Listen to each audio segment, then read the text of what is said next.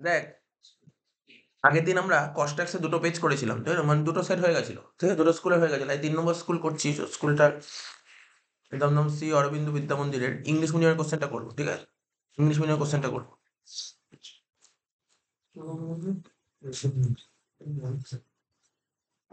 তো দেখ প্রথমে প্রথমে কি দিয়েছে দেখ, এই স্কুলে দিয়েছিল প্রথমে স্টোর লেজারে, যেটা ওয়েটেড অ্যাভারেজ মেথড। দেখ কোশ্চেনটা পড়ছে, চীনের এর কোশ্চেনটা বলছে ফ্রম দ্য ফলোইং ইনফরমেশন, ঠিক আছে, prepare store ledger account under weighted average price method. Weighted average বলেছে, ঠিক আছে? তো তো চ অঙ্কটা আরম্ভ করি। স্টোর লেজার দাগটা প্রত্যেকে জানিস, দাগটা কেটে ফেল।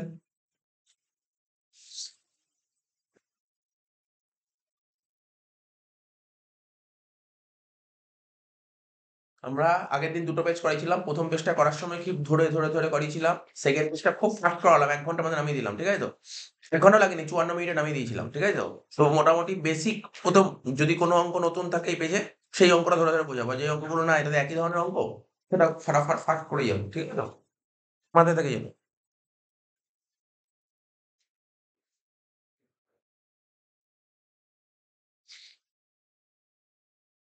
দাগটা দাগটা কাটা হয়ে গেছে।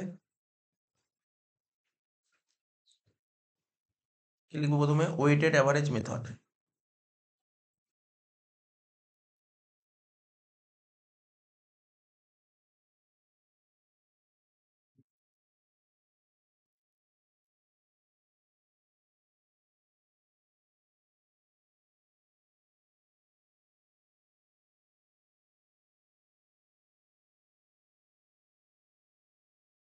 কি লিখলাম? Weighted average method. আচ্ছা, তো কি কি বলেছে প্রথমে? 2023 সাল সেপ্টেম্বর মাস 1 তারিখ, 2023 সাল সেপ্টেম্বর মাসের 1 তারিখ বলেছে ওপেনিং ছিল 3000 ইউনিট, 6,000 টাকা। ওপেনিং ছিল 3000 ইউনিট, টাকা বলেছে 6,000। তাহলে রেট কত করে ছিল? 2 টাকা করে। রিমার্কসের ঘরে লিখবো ওপেনিং স্টক।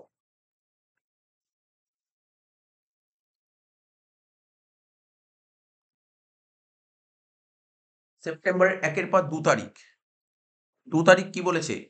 2 তারিখ বলেছে 2000 ইউনিট, 4,400 টাকা। 2000 ইউনিট পারচেস করেছে, 2000 ইউনিট, 4,400 টাকা।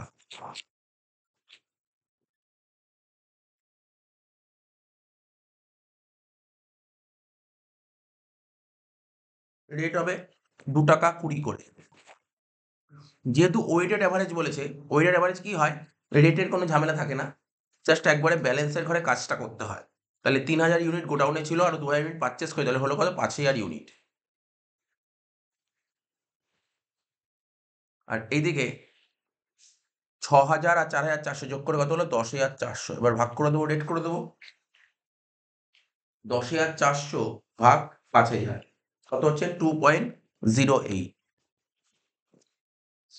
2 তারিখ কমপ্লিট হয়ে গেল। নেক্সট কি বলেছে? 4 তারিখ, 4 তারিখ 1,500 ইউনিট ইস্যু করেছি। ইস্যুর ইউনিটের ঘরে লিখবো 1,500 ইউনিট।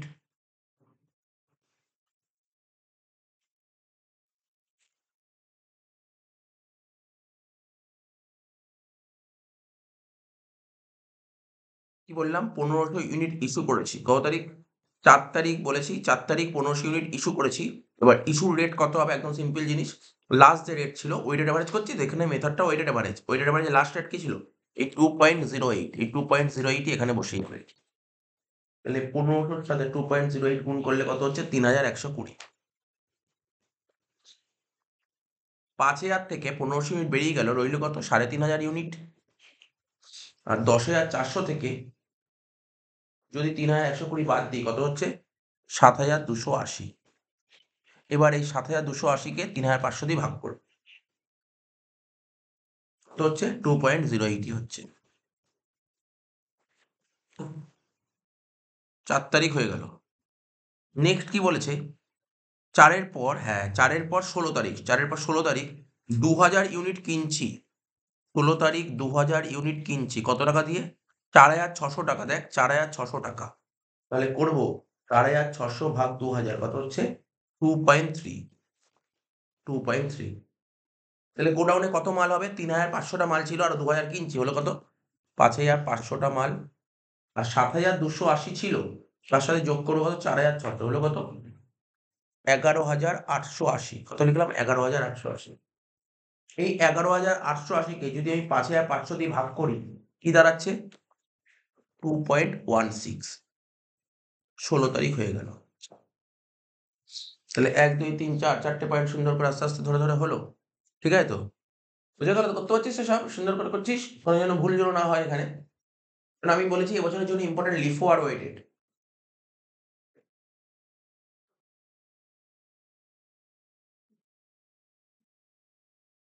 যেই 16 হয়ে গেল, তারপরে কিন্তু 19 করবি না, হ্যাঁ?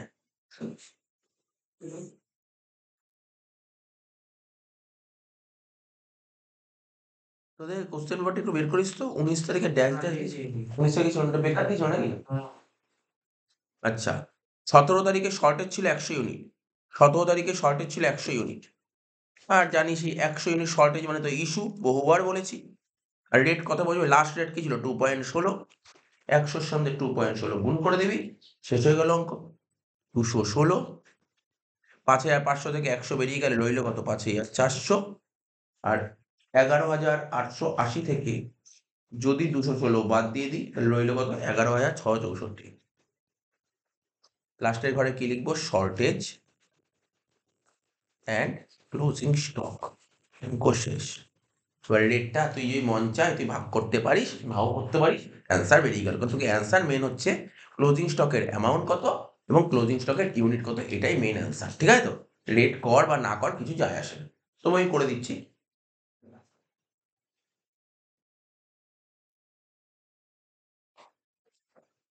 2.16 হয়ে গেল। এটাই অ্যান্সার আছে বইতে, বইয়ের অঙ্কই তুলে দিয়েছি, বই এটাই ছিল অ্যান্সার। 11,664 ছিল অ্যান্সার। ঠিক আছে, হয়ে গেল অঙ্কটা শেষ। সিম্পল একটা অঙ্ক ছিল। হয়ে প্রত্যেকের বুঝতে পেরেছিস তো? পরীক্ষায় দুটোর মধ্যেই দেবে, তাও বলে দিচ্ছি, হয় লিফো নাই ওয়েটেড। তো ইজি অঙ্ক 4 নম্বর, একদম ইজি অঙ্ক। এই টপিকের অঙ্ক কঠিন কি থাকতে পারে? কঠিন বলতে কোন 2-3টে পয়েন্ট এক্সট্রা থাকতে পারে? রিটার্ন, শর্টেজ, এই দুটোই থাকতে পারে। এই দুটো অ্যাডজাস্টমেন্ট দেখে নিলে হয়ে যাবে। তবে একটা অঙ্ক করতে করতে মাথায় রাখবি, ওরা শর্টেজ না নিচে বলে দেয়। অনেকে মোশনে করতে করতে না খেয়াল করে, তারপর অঙ্ক হয়ে গেল, পরে মনে বলে বাবা শর্টেজটা করা হয়, তখন কেটে নিবা। বুঝতে পারলি? দেখে নিবি যখনই অঙ্ক করবি না, যখনই অঙ্ক করবি তোরা নিচে অবশ্যই অ্যাডজাস্টমেন্ট করে নিবি যে কোনো তারিখ দিয়েছে কি, এটা দেখে নিবি, নাহলে কিন্তু ভুল হয়ে যেতে পারে। আচ্ছা, যাই হোক, পরে কি দিয়েছিল? দেখ, একটা থিওরি দিয়েছিল, বলছে mention to applicable area, LIFO method of pricing of material. বলছে এমন দুটো এরিয়ার নাম বলো যেখানে লিফো মেথড অ্যাপ্লিকেবল। শিখেছিলাম এমসিকিউতে লিফো মেথড কোথায় অ্যাপ্লিকেবল, কখন লিফো অ্যাপ্লিকেবল হয়, ইনফ্লেশনের সময় নাকি ডিফ্লেশনের সময়, বলে দিয়েছিলাম ইনফ্লেশনের সময়, তাই তো? মানে লিখেছিলাম যখন কাঁচামাল মানে র মেটেরিয়াল প্রাইস যখন বাড়তে থাকে তখন কি হয়, আর যখন কমতে থাকে তখন কি হয়। ঠিক আছে তো? বলে দিয়েছিলাম। Mention any two limitation of LIFO, লিফোর দুটো অসুবিধা লেখো। হয়ে গেল। এই তো সুন্দর কোশ্চেন দিয়েছিল, এটাও ভালো কোশ্চেন। দুটো ওই দুটো পয়েন্টে 2 নম্বর দিয়ে দেবে, দুটো ডিসঅ্যাডভান্টেজ। ঠিক আছে। বি তে কি বলেছিল? Discuss any 4 features of good wage system. ভালো ওয়েজ সিস্টেমের 4টে বৈশিষ্ট্য লিখতে হবে। এটা কিন্তু লেবার 1 থেকে দিয়েছে। ঠিক আছে, লেবার 1 থেকে দিয়েছে। খুব ইম্পর্টেন্ট কোশ্চেন, ভালো কোশ্চেন, খুব ভালো কোশ্চেন দিয়েছিল এটা। আচ্ছা, তো এটাই বলছিলাম যে তোদের কষ্টের থেকে একটা চ্যাপ্টারের থিওরি কম্পালসারি পড়তে হবে, মানে পড়তেই হবে, নাহলে 4 নম্বর ছাড়তে হবে। সেটা হচ্ছে লেবার 1। লেবার 1 থেকে পড়তেই হবে, নাহলে ছাড়তে হবে। কি বললাম বলতো? লেবার 1 পড়তে হবে, নাহলে ছাড়তে হবে। আর বাকি কষ্টের থিওরি না পড়লেও চলবে, মানে বড় কোশ্চেনের কথা বলছি। ঠিক আছে তো? আচ্ছা, 4 এর থেকে কি দিয়েছিল? দেখ, লেবারের অঙ্ক দিয়েছে, যেটা আমি বলেছিলাম। আগের দিনও বলেছিলাম প্যাটার্নটা কেমন হয়, পেপার প্যাটার্ন বোঝাটা খুব জরুরি। পেপার প্যাটার্ন কেমন দেবে, যেমন কস থেকে তোকে 8 নম্বরে একটা অঙ্ক করতে হবে, দুটো দেবে। 6 নম্বরে একটা অঙ্ক করতে হবে, ঠিক আছে তো? দুটো দেবে। ঠিক আছে তো? বুঝতে পারলি তো? 6 নম্বরে যে অঙ্কটা দেবে তার সঙ্গে থিওরি অর দেবে। পেপার প্যাটার্ন বুঝতে পারছিস তো? পেপার প্যাটার্ন জেনে রাখ, তাহলে অঙ্ক করতে সুবিধা হবে। তোর কষ্টের থেকে 8 নম্বরে একটা লেবারের অঙ্ক দেবে, হেলসের 1, তার সাথে অর দেবে হেলসের 1। মানে হেলসের 1 এর সঙ্গে হেলসের 1 অর দেবে 8 নম্বরে। 6 নম্বরে তোকে পিস সেটের একটা অঙ্ক করতে দেবে। যেমন এবছর দেবে টেলর, টেলরের পিস সেটের অঙ্ক করতে দেবে। টেলর পিস সেটের অঙ্কের সঙ্গে থিওরি অর দেবে। কোন থিওরি? Labour tooth theory. তাও বলছি লেবার টুথ থিওরি। আচ্ছা, হয়ে গেল। এবার 4 নম্বরে দুটো করতে হয়। একটা তো তোর স্টোর লেদারের সঙ্গে থিওরি অর দেবে, আরেকটা দেবে লেবার 1 থেকে থিওরি দেবে। একটু প্যাটার্নটা বলে দিলাম, কিরম প্যাটার্ন থাকবে, প্যাটার্নটা বলে দিলাম পুরো। ঠিক আছে তো? তো দেখ আমরা অঙ্ক করছি যেটা আমি বললাম, এটা 6 নাম্বার। এই 4 এর দাগে যে অঙ্ক এসছে না, এটা 6 নাম্বারের অঙ্ক, 6 নাম্বার। এই অঙ্কটা করলে 6 নাম্বার পাবি। এই টেলরের অঙ্ক দিয়ে দেখ, টেলর ডিফারেনশিয়াল পিসটেট দিয়েছে। এর সাথে কিসের থিওরি দিয়েছে ওর দেখ, এই দেখ এর সাথে থিওরি দিয়েছে টাইম কিপিং এর সঙ্গে টাইম বুকিং এর থিওরি ওর। এবার বলি স্যার টাইম কিপিং আর টাইম বুকিং এর থিওরি কোন চ্যাপ্টারে আছে? কিচ্ছু না। কোন চ্যাপ্টারে আছে? লেবার 1 এ আছে, লেবার 1 এ আছে। ঠিক আছে তো? লেবার 1, লেবার 1 এর থিওরিটা ভালো করে পড়ে নিতে হবে। ঠিক আছে? লেবার 1 এর থিওরি গুলো পড়তে হবে ভালো করে। ওই কটাই তো থিওরি পড়তে হবে, কষ্ট আশ্রম থিওরি পড়ার দরকার নেই। বলছে from the following information calculate total earnings of Rajesh and Madhav. এটা কোশ্চেন পেপার খুব সোজা দিয়েছিল। ঠিক আছে তো? Rajesh and Madhav under Taylor differential piece rate system. তো অঙ্ক আরম্ভ করবো। যেইভাবে শিখিয়েছি একদম পুরো সেম ভাবে করবো। কোশ্চেন বেশি করতে হচ্ছে না। কত দাগের অঙ্ক? 4 এর দাগের অঙ্ক, তাই তো? ফর্মুলা কি ছিল? লিখবি ওয়েজেস, লিখবি এরভাবে লিখবি wages under Taylor, wages under Taylor. আমি বারবার বলছি বছর টেলর দেবে, টেলরটা ভালো করে। আমি আগের দিনও করালাম, দেখ আগের দিন করালাম Taylor. Wages under Taylor differential piece rate system.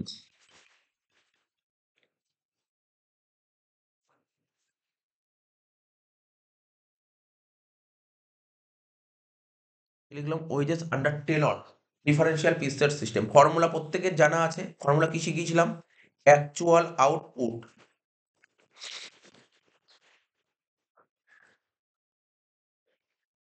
Actual output into piece rate. এবার দেখ অঙ্কে দুজন লোক ছিল। একজন লোকের নাম কি ছিল বল? রাজেশ। আর একজন লোকের নাম ছিল মাধব।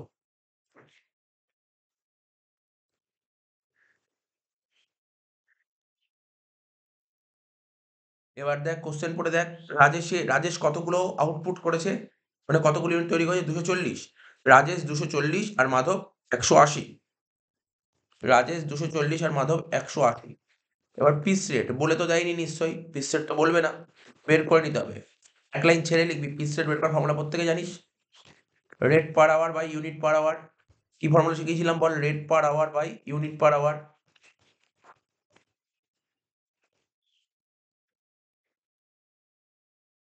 তো অঙ্কের রেট পার আওয়ার কত বলেছিল দেখ, কোশ্চেনে বলে দিয়েছিল রেট পার আওয়ার। কে বলবি? রেট পার আওয়ার কত বলেছিল বল দেখি? রেট পার আওয়ার কত বলেছিল? 20। আর ইউনিট পার আওয়ার কে বলতে পারবি বল? ইউনিট পার আওয়ার আগের দিন শেখালাম, সেকেন্ড দিয়ে করেছিলাম আগের দিন। ইউনিট পার আওয়ার কে বলতে পারবি? কত হবে বল? কত হবে ইউনিট পার আওয়ার? কত হবে এই অঙ্কে? 5 হবে unit per hour. Unit per hour 5 হবে, কারণ একটা ইউনিট করতে 12 মিনিট লাগে। 12 মিনিটে যদি একটা ইউনিট হয় তাহলে 1 ঘন্টায় কটা হবে? 5টা হবে। 5টা হবে। টাইম না বলতে হবে না, এগুলো ফটাফট বলতে হবে। Unit per hour 5।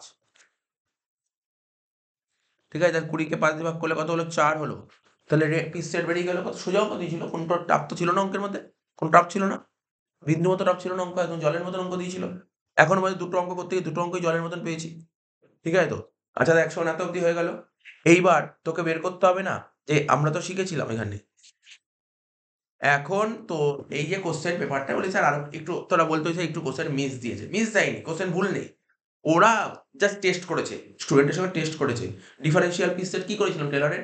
Below standard হলে কি হয়? 80% আর স্ট্যান্ডার্ড হলে কত? 120%। না এখানে লেখেনি, এটা লিখুক বা না লিখুক উনি সবাই জানেন। ডিফারেনশিয়াল পিস সেট কি হয়? একটা 80 হয়, একটা 120 হয়। বিলো হলে 80 আর আবার বলে 120। ঠিক আছে তো? এটা লেখেনি, কিন্তু আমরা আগের দিন যে একটা স্কুল করাচ্ছিলাম ওখানে লেখা ছিল, ওখানে লিখে দিয়েছিল। লিখতেও পারে নাও লিখতে পারে, কোনো ম্যাটার করে না এটা, এর জন্য কোনো ম্যাটার করে না লিখুক বা না লিখুক। যাই হোক, এবার বিলো না অ্যাবাব দেখে নিতে হবে, চেকিং করতে হবে। কি লিখবো? এখানে লিখবো, নিচে লিখবো রাজেশ। যেমন কালকে একটা অঙ্ক করেছিলাম না, আগের দিন একটা এফিসিয়েন্সি লেভেল বের করেছিলাম। এফিসিয়েন্সি লেভেল থেকেই বের করেছিলাম বিলো না অ্যাবাব। কিন্তু আজকে তো এফিসিয়েন্সি লেভেল বের করতে বলে, আমি কেন করবো? আমাকে তো বের করতে বলেনি, আমি কেন করবো? না বললে করবো না। রাজেশ আর মাধব। ঠিক আছে তো? প্রথমে লিখবো কি? Standard production. দেখ কোশ্চেনে বলে দিয়েছে স্ট্যান্ডার্ড প্রোডাকশন। কি বলেছে কোশ্চেন পড়? কোশ্চেনে বলে দিয়েছে দেখ কত ঘন্টা কাজ হয় বল? কত ঘন্টা? স্যার 40 ঘন্টা কাজ হয়। স্যার 40 ঘন্টা কাজ হয়। আরে 1 ঘন্টায় কত ইউনিট বলেছিলি? 5। 1 ঘন্টায় কটা ইউনিট? না, না কোনটা বল? না স্ট্যান্ডার্ড বলেনি। ওখানে বলেছে একটা 12 মিনিটে একটা করিস। তাহলে 1 ঘন্টায় কটা করিস? পাঁচটা। ওটা স্ট্যান্ডার্ড না, ওটা অ্যাকচুয়াল বলেছে। স্ট্যান্ডার্ড আউটপুট দেওয়া হয়েছে।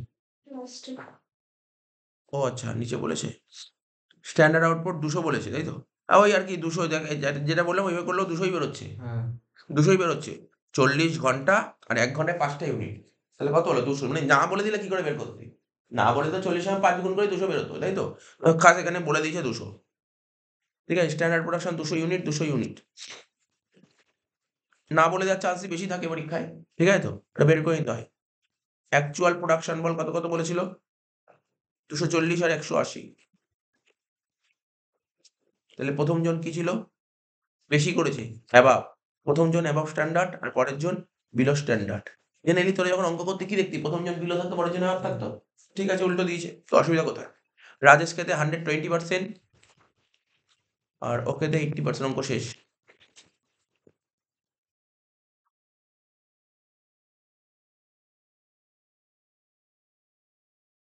1152।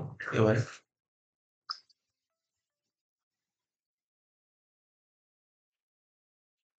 লাস্টেরটা কি হবে?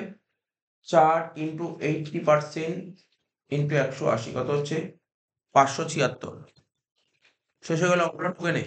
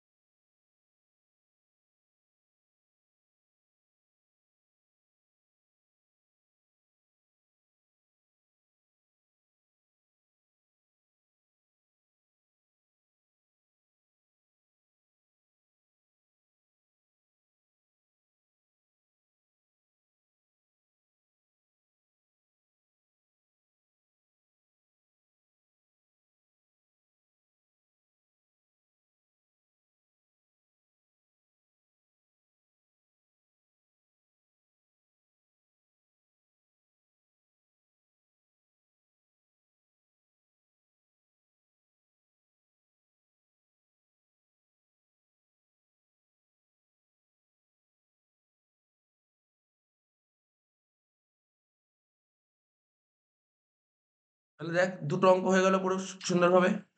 এর সাথে থিওরি তো বলেই দিলাম। আর 5 এর দাগের অঙ্কটা কি দিয়েছিল? দেখি 5 এর দাগের অঙ্কটা কেমন দিয়েছিল। বলছে in a factory guaranteed wages are paid ₹4 per hour. আচ্ছা।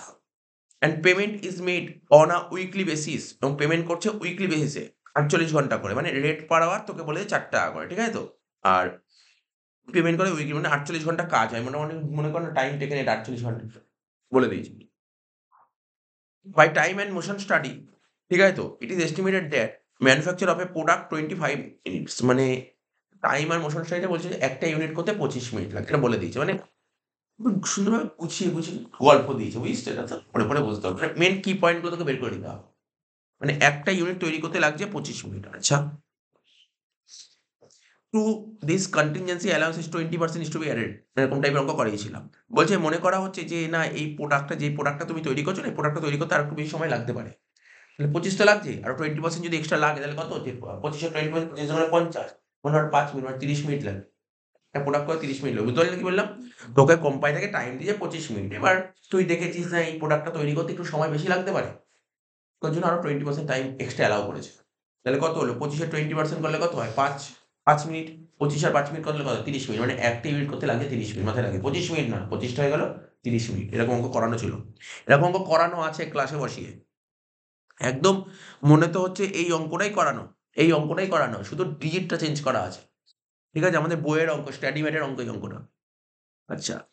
During the week worker produce, ঠিক আছে? During the week worker produce 110 article. Worker কতগুলো প্রডিউস করেছে? 110। তাহলে তুই বুঝতে পারছিস একটা করতে যদি 30 মিনিট লাগে, তাহলে 110 টা করতে কত লাগছে? একটা করতে 30 মিনিট লাগলে 110 করতে কত লাগছে বল? 3300 মিনিট। 3300 মিনিট। 3300 মিনিট মানে কত ঘন্টা? 60 দিয়ে ভাগ করলে 55 ঘন্টা। তাহলে তুই কি বুঝতে পারলি?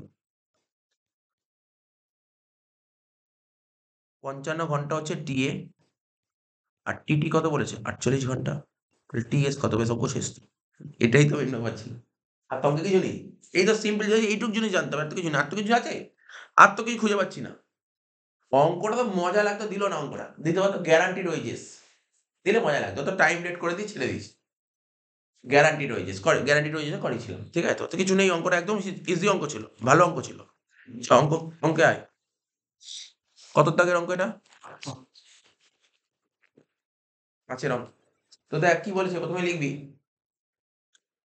তোকে তো সবই ইনফরমেশন দিয়েছে। প্রথমে লিখবি কি? এরকম লিখবি স্ট্যান্ডার্ড টাইম। লেখা আমার সঙ্গে লিখ standard time to produce, standard time to produce for 1 unit, standard time to produce for 1 unit. কি লিখলাম? Standard time to produce for 1 unit equal to কত লিখবো? 25 মিনিট তো তোকে বলে দিয়েছিল। 25 মিনিট প্লাস 5 মিনিট। বুঝতে পারলি? কি করে 5 মিনিট হলো দেখানোর দরকার নেই তো। বুঝিস তো 5 মিনিট কি করে হলো, বুঝেছিস তো? 25 এর 5 মিনিট যোগ করলে কত হলো? 30 মিনিট। কি লিখলাম? Standard time to produce for 1 unit. একটা ইউনিট প্রডিউস করতে কত মিনিট লাগছে? একটা ইউনিট প্রডিউস করতে কত মিনিট লাগছে? 30 মিনিট। বোঝা গেল? 30 মিনিট। আচ্ছা, এবার লিখবো টাইম অ্যালাউড বা স্ট্যান্ডার্ড টাইম লিখতে হবে, একই ব্যাপার। টাইম অ্যালাউড ফর কত ইউনিট তোর, কত বলেছিল ইউনিট, কত বলেছিল বল unit? 110। Time allowed for 110 units. কত হবে? লিখবো 110 ইন্টু 30 মানে 3300 মিনিট। লিখলাম 3300 মিনিট। মানে কত ঘন্টা আমরা বের করেছিলাম? 55 ঘন্টার নিশ্চয়ই, এটা তো শেখাতে হবে না। এত মিনিট মানে কত ঘন্টা, এটা যে কেউ বলতে পারবে কি? 3300 মিনিট মানে 55 ঘন্টা। এইভাবে লিখে লিখে করতে হবে। এর থেকে মাইনাস করবি কি? Time taken. কত? 48 ঘন্টা। বাদ দিয়ে কি হলো? 7 ঘন্টা হচ্ছে time save.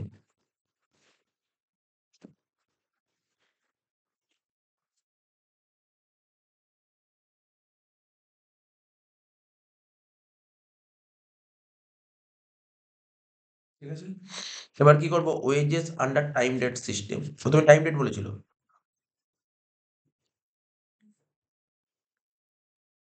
Wages under time rate system. লিখলাম wages under time rate system. Formula কি হবে? Time taken into rate per hour. কি লিখলাম? Time taken into rate per hour. কতটা টাইম টেকেন? টাইম টেকেন তো তোকে বলেই দিয়েছিল কত, 48 ঘন্টা। আর কোশ্চেন পড়ে বল রেট পার আওয়ার কত বলেছিল? দেখ, 4, তাই তো? 48 ইন্টু 4 করলে 192। ব্যাস, প্রথম অ্যান্সার তো হয়ে গেল।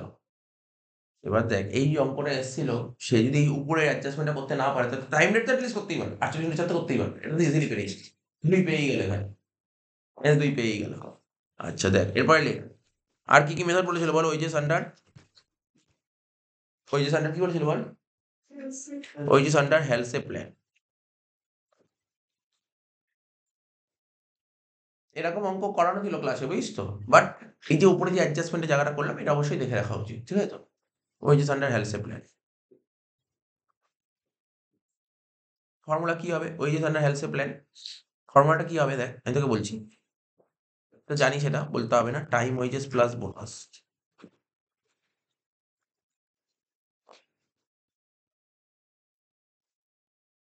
TT into R plus bonus 50/100 into TS into R. TT কত ছিল? 40। আর রেট 4 টাকা করেছিল। 50/100 মানে 1/2। টিএস কত পেয়েছিল তোদের? হাফ। আর রেট 4 টাকা করে। 48 ইন্টু 4 করলে 192। আর 28কে 2 দিয়ে ভাগ করলে 14। 206 হলো অ্যান্সার। অঙ্কটায় কি এফেক্টিভ রেট বের করতে বলেছিল? না। তো হয়ে গেল। এবার ওয়ান করে দিই। Wages under Rowan plan.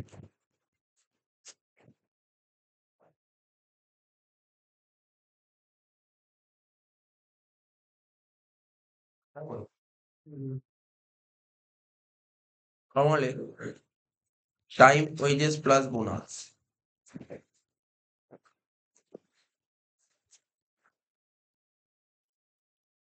Formula হবে TT into R plus TT by TA into TS into R. TT into R কত? 48 ইন্টু 4 প্লাস টিটি কত? 48। আর টিএ কত ছিল বল অঙ্কে? টিএ 55 ছিল তো? 55। আর টিএ 7 ইন্টু রেট ছিল 4 টাকা করে। এটা তো 192 হলো plus 48 into 7 into 4 divided by 55 কত হচ্ছে? 24.44।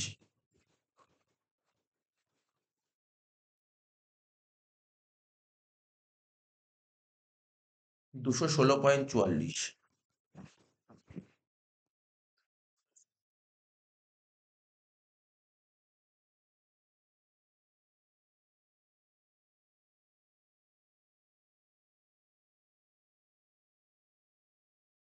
হয়ে গেল?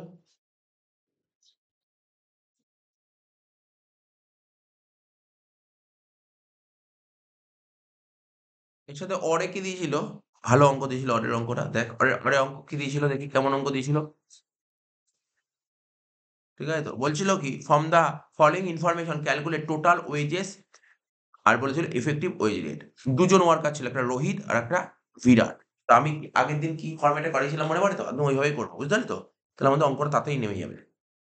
কেমন ঘর করতাম বল? একটা রোহিত, মনে পড়ছে তো? আর একটা কি করতাম? বিরাট। ঘর করে করে করবো, তাড়াতাড়ি হবে। তোদের যদি মনে হয় আলাদা করে করবি, করতেই পারিস, কোনো সমস্যা নেই। অ্যান্সার মেলা নিয়ে কথা। যে খাতা দেখবে সে দেখবে তোর অ্যান্সার মিলেছে কিনা। ওদের কাছে একটা মানে ওই চিরকুট টাইপের যেমন হয়, ওদের একটা অ্যান্সার থাকে, ঠিক আছে তো? সেই অ্যান্সার যদি মিলে যায় ব্যাস, তোর নাম্বার দিয়ে দিত যে এভাবেই কর, ঠিক আছে? নাম্বার দিয়ে দিবি, চিন্তা করতে হবে না। ওদের কাছে চিরকুটে কি থাকবে? টোটাল ওয়েজেস লেখা থাকবে, রোহিতের এত ওয়েজেস আর বিরাটের এত ওয়েজেস। প্রথমে দেখবি এটা বেরিয়েছে, বেরিয়েছে, রাইট মেরে নেবে।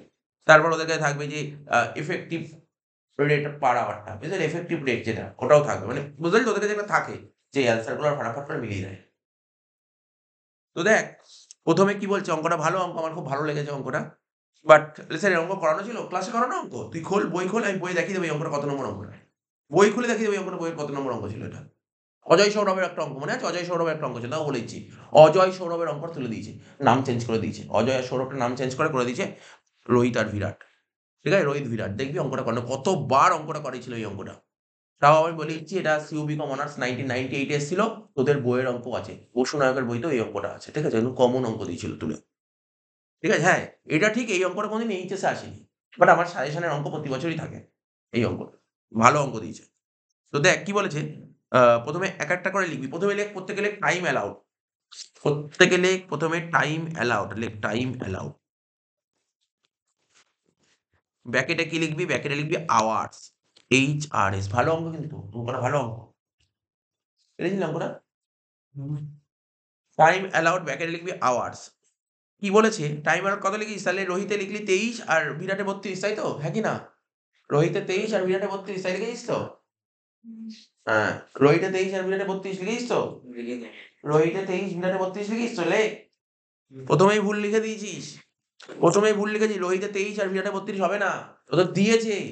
ও তোর সঙ্গে একটা সুন্দর গেম খেলে দিয়েছে, বলেছে ব্যাকেটে বলেছে 100 ইউনিট। 100 ইউনিট করার জন্য 23 ঘন্টা আর 32 ঘন্টা। ইউনিট করছে কত রোহিত? রোহিত করছে 200 ইউনিট। 100 করতেই 23 ঘন্টা লাগে, 200 করতে কত লাগবে? 46 ঘন্টা। বুঝতে পারলি তো? এটা প্রপোর্শন করতে হবে। রোহিতে লেখ 46 ঘন্টা। আর বিরাটে কত হবে? 100 করতে 32 ঘন্টা লাগলে 125 এ কত? কর, ক্যালকুলেটর নে। 32 বাই 100 ইন্টু 125 কত হচ্ছে? 40 ঘন্টা। বিরাটে 40 ঘন্টা। আমি মানলাম তোদের যদি বুঝতে অসুবিধা হয়, আমি পাশে এখানে নিচে লিখে দিচ্ছি। প্রপারলি রিভিশন করা দরকার আছে অঙ্কের। রিভিশন করা নেই বলে তো অসুবিধা হলো। ফটাফট করে 23 আর 32 বসিয়ে দিবি। রিভিশন করতে হবে তোকে অঙ্ক। তাহলে কি ছিল ওখানে? 23 বাই 100 ইন্টু 200। 23 বাই 100 ইন্টু 200 করে কত হয়েছিল? 46। আর বিরাট, বিরাট কত ছিল বলতো একটু? 32 বাই 100 ইন্টু 125 করে 40 হয়েছিল। দেখিয়ে দিলাম। এর থেকে মাইনাস করবো কি টাইম টেকেন। টাইম টেকেন তো বলে দিয়েছে অঙ্কে। দেখ টাইম টেকেন অঙ্কে বলে দিয়েছে, কত বলেছে? 40-42, তাই তো? টাইম টেকেন 40 আর 42 বলেছে তো? দেখে নে টাইম টেকেন কত বলছে? 40 আর 42। আচ্ছা, তো 46 থেকে 40 বাদ দিলে 6, আর 40 থেকে 42 বাদ দিলে কত হয়? 40 থেকে 42 বাদ দিলে কত হয়? নীল হয়। 40 থেকে 42 বাদ দিলে নীল হয়। বলিস না -2 হয়। 40 থেকে 42 বাদ দিলে নীল হয়। কেন নীল হয়? এর পেছনে একটা লজিক ছিল, বলেছিলাম। কেননা আমরা বোনাস কার উপর দিই? টাইম বাঁচালে তার উপর বোনাস হয়। তাহলে ও কি টাইম বাঁচিয়েছে? না স্যার কমপ্লিট বেশি টাইম নিয়ে নিয়েছে। তাহলে কি করে কেন বোনাস দেবে? তাই আমি ইচ্ছা করে নীল লিখে দিলাম। আমি যদি এখানে -2 লিখি, তুই যখন বোনাস করবি -2 ধরে করবি। আরে ভুলভাল করে দিবি তো তখন। এই জন্য নীল লিখে দিলাম। বুঝতে পারলি কি বললাম? এখানে লেখ টাইম সেভড, নীল হয়ে গেল। আচ্ছা, এবার লেখ রেট পার আওয়ার। কত বলেছিল?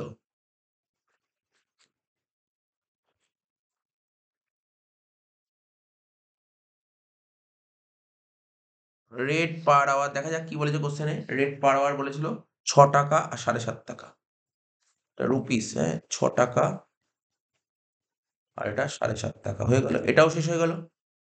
এবার স্কিম কি বলেছিল? কাকে কি স্কিম দিয়েছিল বল? কাকে কি স্কিম দিয়েছিল? বলছে রোহিতকে, রোহিতকে স্কিম দেওয়া হয়েছিল তোমার রোয়ান আর বিরাটকে হেলসে।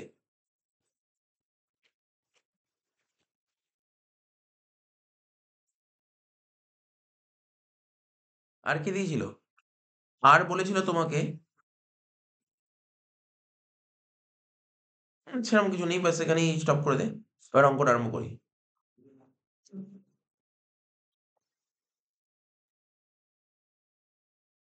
পরীক্ষায় যখন অঙ্ক করবো না দাগ কেটে দাও, লম্বা দাগ কেটে তাহলে অঙ্ক করতে সুবিধা হবে।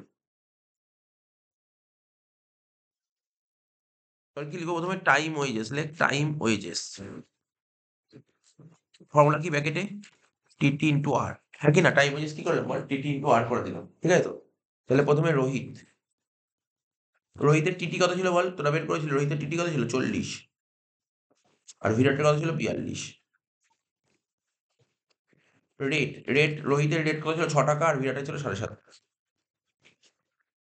এটা 240 আর 42 এর সঙ্গে 7.5 গুণ করলে কত হচ্ছে?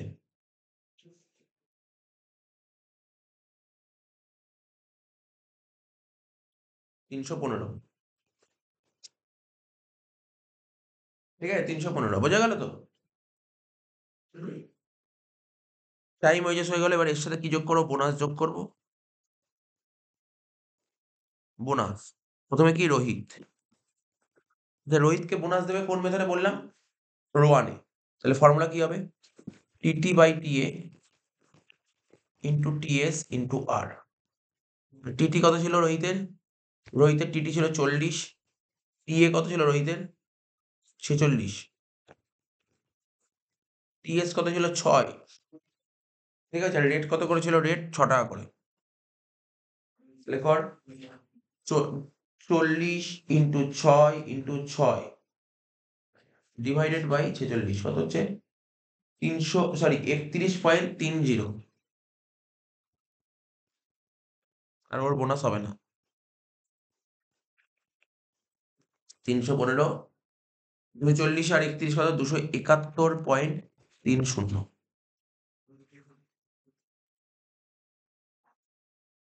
ঠিক আছে? এটা হলো টোটাল ওয়েজেস।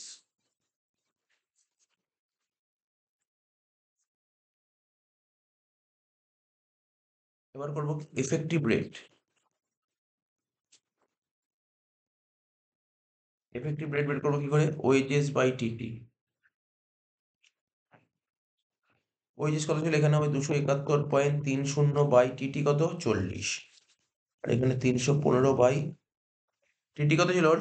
42। 271.30 ডিভাইড বাই 40 কত হচ্ছে? 6.78।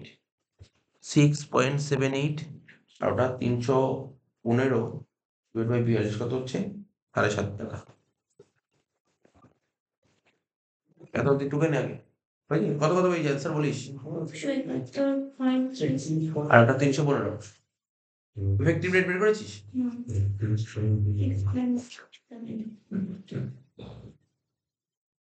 আচ্ছা ওটা কি লিখেছেন 6.78 নাকি 6.1? 6.78 লিখেছি। বুঝতে পারলি তো অঙ্কটা?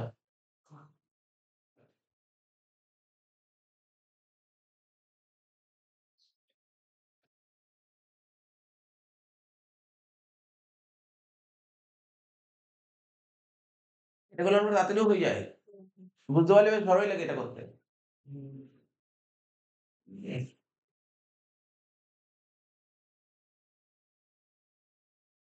বইটা তো নরমালি একদম পুরো থ্যোরির মতন লিখে গেছে। প্যারাগ্রাফ আকারে করে গেছে অঙ্ক। এটা ঠিক আছে ফরম্যাট বেস অঙ্ক এটা। বুঝলি তো?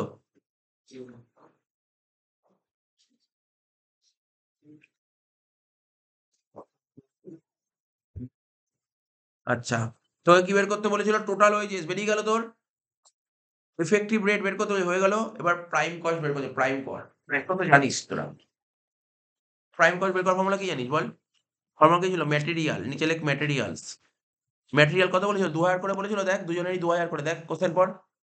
ম্যাটেরিয়াল ২০০০ করে বলে দিয়েছিল। ম্যাটেরিয়ালের সঙ্গে ওয়েজেস যোগ করলে প্রাইম কস্ট হয়। ওয়েজেস তো বের করলি কত?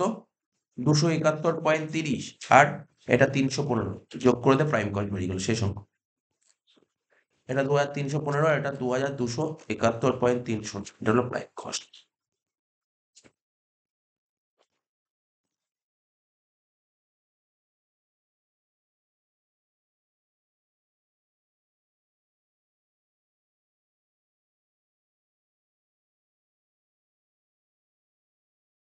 করবি প্রাইম কস্ট? প্রাইম কস্টের ফর্মুলা হচ্ছে ম্যাটেরিয়ালের সাথে ওয়েজেস যোগ করতে হয়। ম্যাটেরিয়ালের সঙ্গে ওয়েজেস যোগ করে যেটা বেরোয় তাকে বলা হয় প্রাইম কস্ট। ঠিক আছে তো? 11 এ কস্ট শিট করেছিলি, কস্ট শিটে প্রাইম কস্ট ছিল, তাই তো? তাতে কথা থেকে আর পরের অঙ্কে যাবো।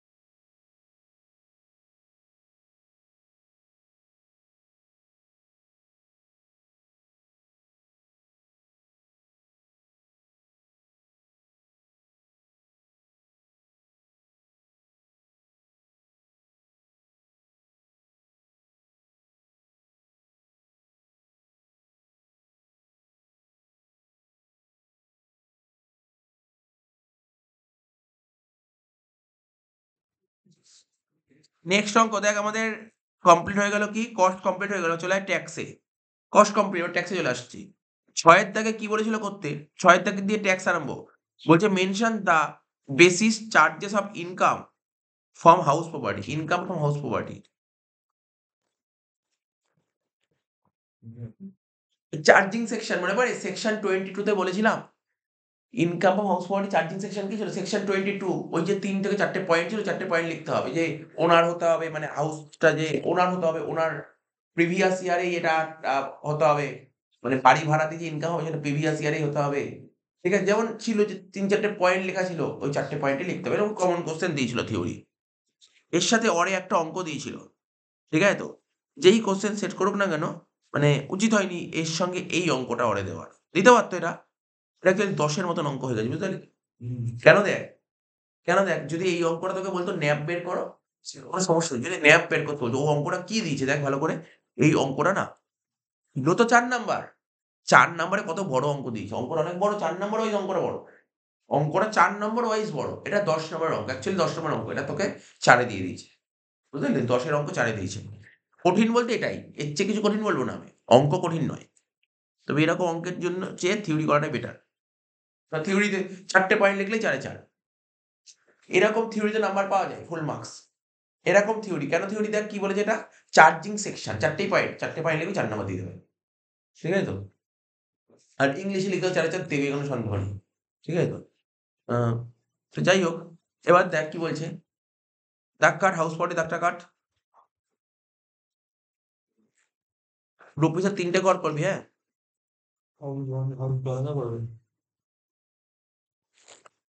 তো অঙ্কটা আরম্ভ করে দিই আমরা ১ম এ। ১ম এ কি লিখব? ১ম এ ছিল তোমার H1 আর এটা কি লেট আউট। ব্র্যাকেটে লিখবি লেট আউট। ১ম এ লেখ H1 ব্র্যাকেটে লিখবি লেট আউট। কোয়েশ্চেন পড়, বাড়ি কোন শহরে এগুলো সব পড়তে হবে। হ্যাঁ, বলছে Mister Parimal Pal is the owner of 2 houses in Kolkata. কলকাতায় ২ টো বাড়ি আছে। তাহলে কলকাতায় বাড়ি থাকলে কি করতে হয়? মিউনিসিপাল ভ্যালু করতে হয়। Gross municipal value. ১ম এ লেখ গ্রস মিউনিসিপাল ভ্যালু। তো দেখ নেট বলেছে ৪,৫০,০০০ এটাকে গ্রসে কনভার্ট করতে হবে। ৪,৫০,০০০ কে গ্রসে কনভার্ট করলে কি হবে? ৫,০০,০০০ হবে। বুঝতে পেরেছিস? তা ৪,৫০,০০০ ইন্টু 10/9। নেট থেকে গ্রসে যেতে গেলে কি করতে হয়? 10/9 মাল্টিপ্লাই করতে হয়। তাহলে এটা করলে কত হলো? ৫,০০,০০০ টাকা হয়ে গেল, ৫,০০,০০০। এর নিচে কি লিখবো? Fair rate. এর নিচে কি লিখবো? Fair rate, fair rate, fair rate, fair rate. Fair rate ছিল? কোশ্চেনে তো খুঁজে পাচ্ছি না রে ফেয়ার রেট। ফেয়ার রেট খুঁজে পাচ্ছি না, ধর নেই অঙ্কে। এন-এ লিখে দেবো। ফেয়ার রেট এন-এ লিখে দেবো, এন-এ লিখে দিলাম। তারপর কি লিখবো? Standard train. এইটা তো কোশ্চেনে ছিল রে। এটা কোশ্চেনে বলে দিয়েছিল দেখ। কোশ্চেনে বলেছিল স্ট্যান্ডার্ড ট্রেন। কত বলেছিল দেখ স্ট্যান্ডার্ড ট্রেন? বলেছিল ৫,০০,০০০ টাকা। বলেছিল ৫,০০,০০০ টাকা। বলেছিল ৫,০০,০০০ টাকা। লেখ। তাহলে এই দুটো এগুলো ছোট কোনটা? ছোট কোনটা? ৫,০০,০০০ টাকাই ছোট হবে। ৫,০০,০০০ টাকাই ছোট। তাহলে যেটা বেরোলো তাকে বলা হয় স্টেপ 1। লেখ স্টেপ 1। লেখ যেটা বেরোলো তাকে বলা হয় রিজনেবল এক্সপেক্টেড ট্রেন। রিজনেবল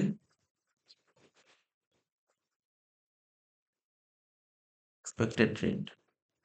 এবার লিখবো স্টেপ 2। কি লিখবো? Annual rent.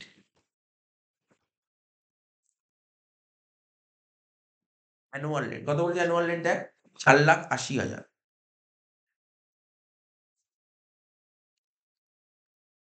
দুটোর মধ্যে বড় কোনটা? ৫,০০,০০০। স্টেপ 3।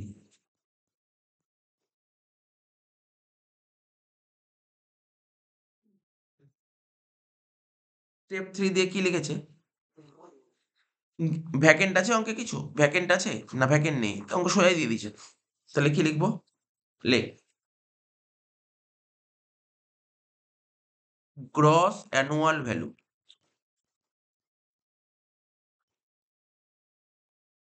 ব্র্যাকেটে লিখবে higher of step 1 and step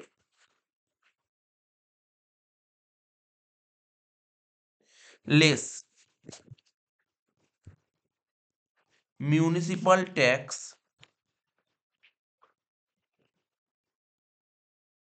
or any other tax paid by the owner.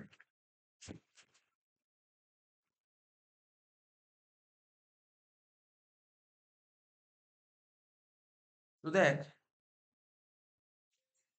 Municipal tax হয় 9%। জানিস মিউনিসিপাল ট্যাক্স কার উপর হয়? নেটের উপর হয়। নেট তো অঙ্কে বলেছিল 4,৫০,০০০। তাহলে কি করবো? 4,৫০,০০০ টাকার উপর 9% কর। ক্যালকুলেট কর 4,৫০,০০০ টাকার উপর 9%। 40,৫০০। এটা জানিস কবে? এটা পুরো ১ বছরের মিউনিসিপাল ট্যাক্স। পুরো ১ বছরে। এটা কিন্তু 1 বছরের ট্যাক্স। কিন্তু কি বলেছে ওরা? ওরা তোকে কি বলেছে? বলছে না তুমি ১ মাসের টাকা এরিয়ার মানে কি করেছো? বাকি রেখেছো। তাহলে তুই কত মাসের টাকা দিয়েছিস? ১১ মাসের টাকা দিয়েছিস। কারণ আমাদের মিউনিসিপাল ট্যাক্স বারবার বলেছি ডিডাকশন পাওয়া যায় কি বেসিসে? পেড বেসিস বা ক্যাশ বেসিস। তাহলে তুই পে করেছিস ক মাস? ১১ মাস। তাহলে কি হওয়া উচিত এটা? ১১/১২ হওয়া উচিত। কি বললাম বুঝতে পারলি তো? ১১/১২ হওয়া উচিত। এর আগের দিন ক্লাস করার সময় বলছিলাম বছরে কি 4টে কোয়ার্টার আছে, 3টে কোয়ার্টার দিয়েছি, কি বলছো 3/4, 5টা কোয়ার্টার দিই 5/4, ঠিক আছে তো? তো এটা মাথায় রাখতে হবে। যদি বলতে স্যার না আমি এখানে 1 মাসের টাকা এক্সট্রা দিই তখন করতে কি 13/12।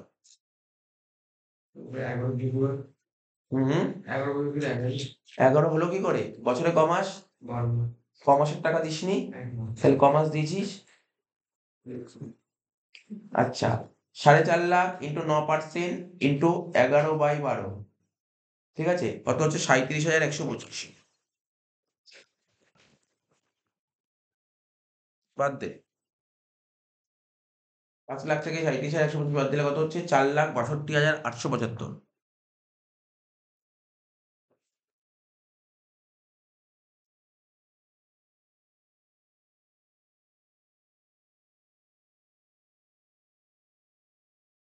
যেটা বেরোলো তাকে বলা হয় নেট অ্যানুয়াল ভ্যালু।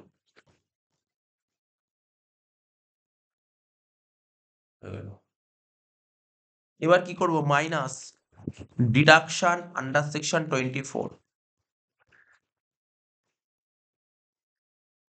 প্রথমে লিখবো স্ট্যান্ডার্ড ডিডাকশন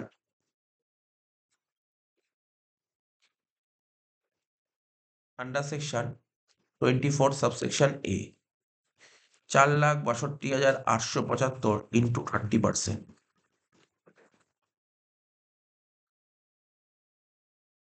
138,863। 138,863। 1388 2.5 এবং 63 করলো। ঠিক আছে, কোনো অসুবিধা নেই। এবার হচ্ছে interest on loan. Like interest on loan under section 24 subsection B. Interest on loan কত বলেছে? এখানে যে লোনটা নেওয়া হয়েছিল রিপেয়ার পারপাসে, তাই তো? রিপেয়ার পারপাসে, রিপেয়ার পারপাসে লোন নেওয়া যায়। রিপেয়ার পারপাসে লোন নিলে কত টাকা ছাড় পাওয়া যায়? ম্যাক্সিমাম 30,000 টাকা, ঠিক আছে তো?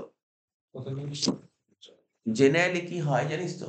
রিপেয়ার লোনটা নেয়, রিপেয়ার পারপাসে লোন নিলে কোন বাড়িটা নেয়? লেট আউট বাড়ি কখনো নেয় না, সেলফোকের বাড়িতেই নেয়। দিয়েছে এখানে লেট আউট, তো কিছু করার নেই, তুই 30,000 টাকা বসিয়ে দিবি, কিন্তু জেনারেলি নেয় না।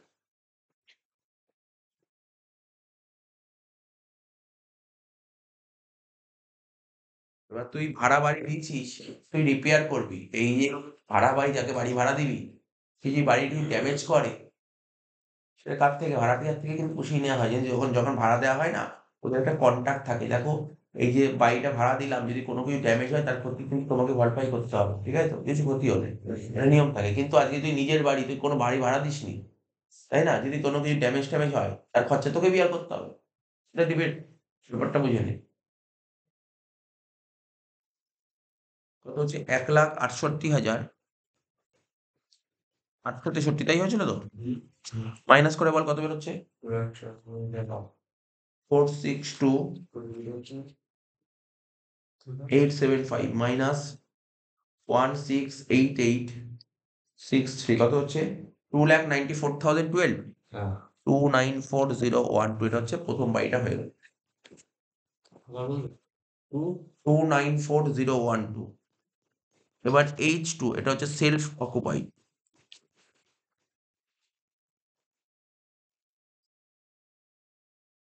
ছিল প্রথমে লিখবো নেট অ্যানুয়াল ভ্যালু। এটা নেট অ্যানুয়াল ভ্যালু থেকে শুরু হয়, সেকেন্ড ঘরে লিখতে হবে নীল। এখানে ইন্টারেস্ট অন লোন কি ছিল? 3,00,000 টাকা, ঠিক আছে? এখানে ইন্টারেস্ট অন লোন ছিল 3,00,000 টাকা, লেখ মাইনাস দিয়ে লেখ ডিডাকশন আন্ডার সেকশন 24, একটাই আসবে, interest on loan under section 24 subsection B. ব্যাকে লিখবি ম্যাক্সিমাম লিমিট কত হয়? 2,00,000 টাকা, তাই তো? কনস্ট্রাকশন পারপাসের লোন নিলে সেলফ প্রকল্পের জন্য ম্যাক্সিমাম ছাড় পাওয়া যায় কত? 2,00,000 টাকা। তাহলে এখানে লিখবো কি maximum limit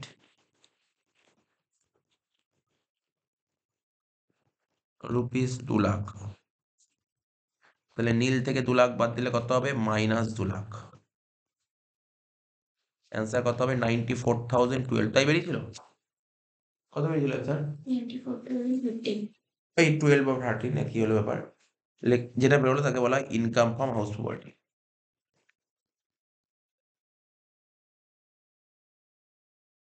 income from house property. এটা কিন্তু 10 নম্বর অঙ্ক ছিল এটা। এটা 10 নম্বর অঙ্ক, অনেকটাই বড় অঙ্ক, অনেকটাই বড়। এটাই অঙ্ক অনেকটাই বড় অঙ্ক। এটাও দেয়া উচিত ছিল, এই অঙ্কটাই দেয়া উচিত ছিল যে না তুমি এই অঙ্কটা তুমি ন্যাপ বের করে দাও বা গ্যাপ বের করে দাও। তাহলে ঠিক ছিল 4 নম্বরের জন্য। বোঝা গেল অঙ্কটা? ভালো অঙ্ক ছিল অঙ্কটা। গেলে এরকম অঙ্কই পরীক্ষায় আসবে। এরকম অঙ্কই পরীক্ষায় আসবে, এরকম ধরনের অঙ্কই পরীক্ষায় পাবি। আচ্ছা হয়ে গেল এটা। এবার বি তে কি ছিল? একটা থিওরি ছিল। ক্যাপিটাল গেইন থেকে বলেছিলাম থিওরি কম্পালসরি দেবেই, লিখতেই হবে। দুটো থিওরি দেবে, একটা লিখতে হবে। ঠিক আছে? কি বলছে?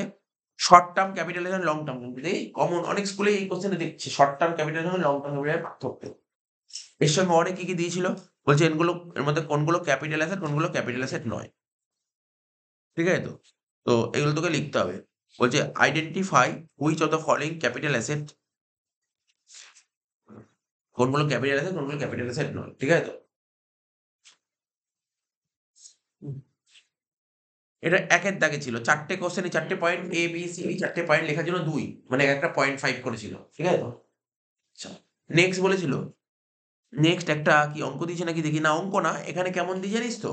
তোকে বলবে এই অ্যাসেটটা এত তারিখে কিনেছিস, এত তারিখে বিক্রি করেছিস। বলে এটা শর্ট টার্ম, লং টার্ম এরকম কোশ্চেন দেবে। 2 এর এতে কি বলছে? Mister Sinha purchase a house. ও বাড়িটা কিনেছে কবে? 25/5/16 তে বাড়ি কিনেছে। আর বাড়ির মেয়াদ ক বছর বলেছিলাম? 2 বছর। বাড়ির মেয়াদ 2 বছর। ভুলে গেলে চলবে না। এগুলো ভুলে গেলে চলবে না। বাড়ির মেয়াদ 2 বছর বলেছিলাম। ল্যান্ড, বিল্ডিং এগুলোর মেয়াদ 2 বছর। বিক্রি করেছি 19 এ। তাহলে 2 বছর ক্রস করে গেছে। তাহলে এটা কি হবে? এটা কি হবে? Long term capital asset. এটা তোকে পরিষ্কারভাবে এনালাইসিস করতে হবে। যে লিখতে হবে যে না বাড়িটা কিনেছিস এত তারিখে, বাড়িটা বিক্রি করেছিস এত তারিখে। ঠিক আছে তো? হোল্ডিং পিরিয়ড মোর দ্যান 2 ইয়ার্স। ঠিক আছে? মোর than 2 years. So it is a long term capital assets.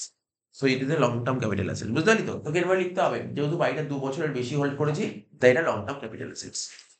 Next কি বলছে? মিস্টার রয় পারচেজ আকার 1/4/16। 1/4/16 তে গাড়ি কিনেছিস। ঠিক আছে তো? For a personal purpose. He sold the car.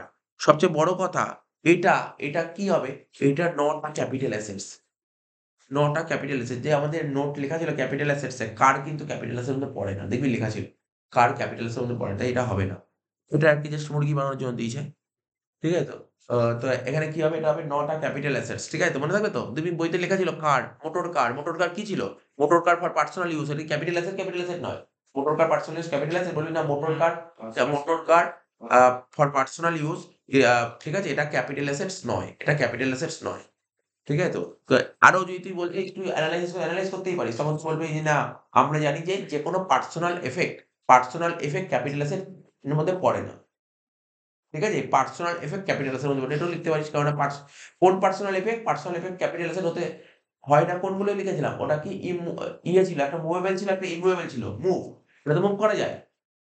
তাই না? তোকে সুন্দর করে পরিষ্কারভাবে লিখতে হবে। এনালাইসিস করতে হবে। হয়ে গেল অঙ্কটা। তাহলে কোনটা করবি দেখ, এই যে এই থিওরি যদি দেয় পরীক্ষায়, এরকম থিওরি তুই কোনটা করতে পারবি, যেটা তোর কাছে ইজি লাগবে সেটা করবি। যেমন ডিফারেন্সটা পুরোটাই কমন। ঠিক আছে তো? আর অরে যেইগুলো ছিল, অরেরটায় তো ফুল মার্কস খুব ভালো মতন পাওয়া যাবে। তোকে সুন্দর করে গুছিয়ে লিখতে হবে। অরের কোশ্চেনটাই বেশি ইজি ছিল এখানে। ঠিক আছে তো? আচ্ছা দেখ, বি আ এবার কি বলেছে দেখ, সিটটা কি বলেছে? ইনকাম ফ্রম আদার সোর্স থেকে অঙ্ক দিয়েছে। ফ্যামিলি পেনশন ভালো পয়েন্ট দিয়েছে। গিফট ফ্রম ফ্রেন্ড, ফ্রেন্ডের থেকে গিফট পেয়েছি। রুল বলেছিলাম। ফ্রেন্ডের থেকে গিফট পেয়েছি। তাহলে কি হবে? ফ্রেন্ডের থেকে গিফট পেলে 50,000 টাকা। 50,000 টাকার উপর গিফট পেলে ট্যাক্সেবল। তুই ফ্রেন্ডের থেকে 50,000 টাকার মধ্যে পেয়েছিস, তাহলে এটা এক্সাম্পট হয়ে যাবে। Winning from lottery. যারা কোশ্চেন সেট করেছে মানে বুঝে শুনে করেছে, জাস্ট কি বলতো, জাস্ট চেক করতে চেয়েছে তোদের এই রুল গুলো কতটা মনে আছে। আজকে ধর এখানে যে গিফট ফ্রম ফ্রেন্ড 25 এর জায়গায় যে 75,000 টাকা লেখা থাকতো, 75,000 টাকা দিয়ে লিখতে হতো সেক্ষেত্রে। তো কোনো চেঞ্জ হতো না। ও জানুক বা না জানুক অ্যান্সার পেয়ে যেত, নাম্বার পেয়ে যেত। এইজন্য ইচ্ছা করে 25,000 টাকা দিয়ে দিয়েছে। ঠিক আছে তো? এগুলো জেনে রাখতে হবে। যেমন ম্যারেজ গিফট কি হয়? ম্যারেজ গিফট কিন্তু এক্সেম্পট, ট্যাক্স দিতে হয় না। ম্যারেজ গিফটের উপর ট্যাক্স হয় না। ঠিক আছে? এগুলো জেনে রাখতে হবে। ম্যারেজ গিফটের উপর ট্যাক্স হয় না। তারপর কি ছিল? রিলেটিভ এর থেকে গিফট পেলে ট্যাক্স দিতে হয় না। রিলেটিভ এর থেকে গিফট পেলে। ঠিক আছে তো?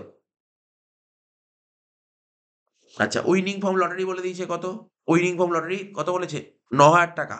এবার দেখ তোর সঙ্গে একটু মানে কি বলবো? টেস্ট করেছে। তোদের ব্রেইন টেস্ট করেছে এটা কতটা জানিস। এই দেখ লটারি থেকে তুই কামিয়েছিস 9,000 টাকা। নেট দিয়ে দিয়েছে। তোকে কিছু করতে হবে? ক্রস এ করতে হবে। তাহলে তোকে জানতে হবে লটারির উপর কত % ট্যাক্স নেয়? 30% বলে দেয়নি কিন্তু। তার মানে তোকে কিন্তু ক্যালকুলেট করে নিতে হবে 30%। কিন্তু স্যার এখানে কস্ট অফ টিকিট 100 টাকা বেকার দিয়েছে, এটা আসবে না, এটা আসবে না। এটা আসবে না, এমনি বেকার দিয়েছে কিন্তু আসবে না কিন্তু কস্ট অফ টিকিট ইচ্ছে করে দিয়েছে এটা। ঠিক আছে তো? বলছে ইন্টারেস্ট ফ্রম পোস্ট অফিস কি বলেছে? Interest on post office cumulative time deposit. ঠিক আছে তো? এটা এক্সাম ছিল, এটা এক্সাম ছিল। এটা কিন্তু সেভিংস ব্যাংক বলেনি কিন্তু দেখ। এটা কিন্তু সেভিংস বলেনি কিন্তু interest from post office savings bank. যদি সেভিংস ব্যাংক বলতো তখন ৩,৫০০ টাকা এক্সাম। এখানে সেভিংস ব্যাংকের কথা বলেনি। এখানে বলছে কিউমুলেটিভ টাইম ডিপোজিট। আমাদের যে নোট লেখা আছে ওখানে লেখা ছিল এই পয়েন্টটা। ভালো করে দেখ, বই আছে, বই নিয়ে এসেছিস কেউ? ট্যাক্সের বই নিয়ে এসেছিস? কস্ট ট্যাক্সের বই আমাদের যে বইটা, ওই বইটার মধ্যে এই পয়েন্টটা লেখা আছে। এই পয়েন্টটা লেখা আছে যে interest from post office cumulative time deposit, এটা এক্সাম লেখা ছিল। 10-15 এ লেখা আছে এটা। এনেছিস নাকি কেউ? এনেছিস বই? দেখা দেখি ওদের বইটা।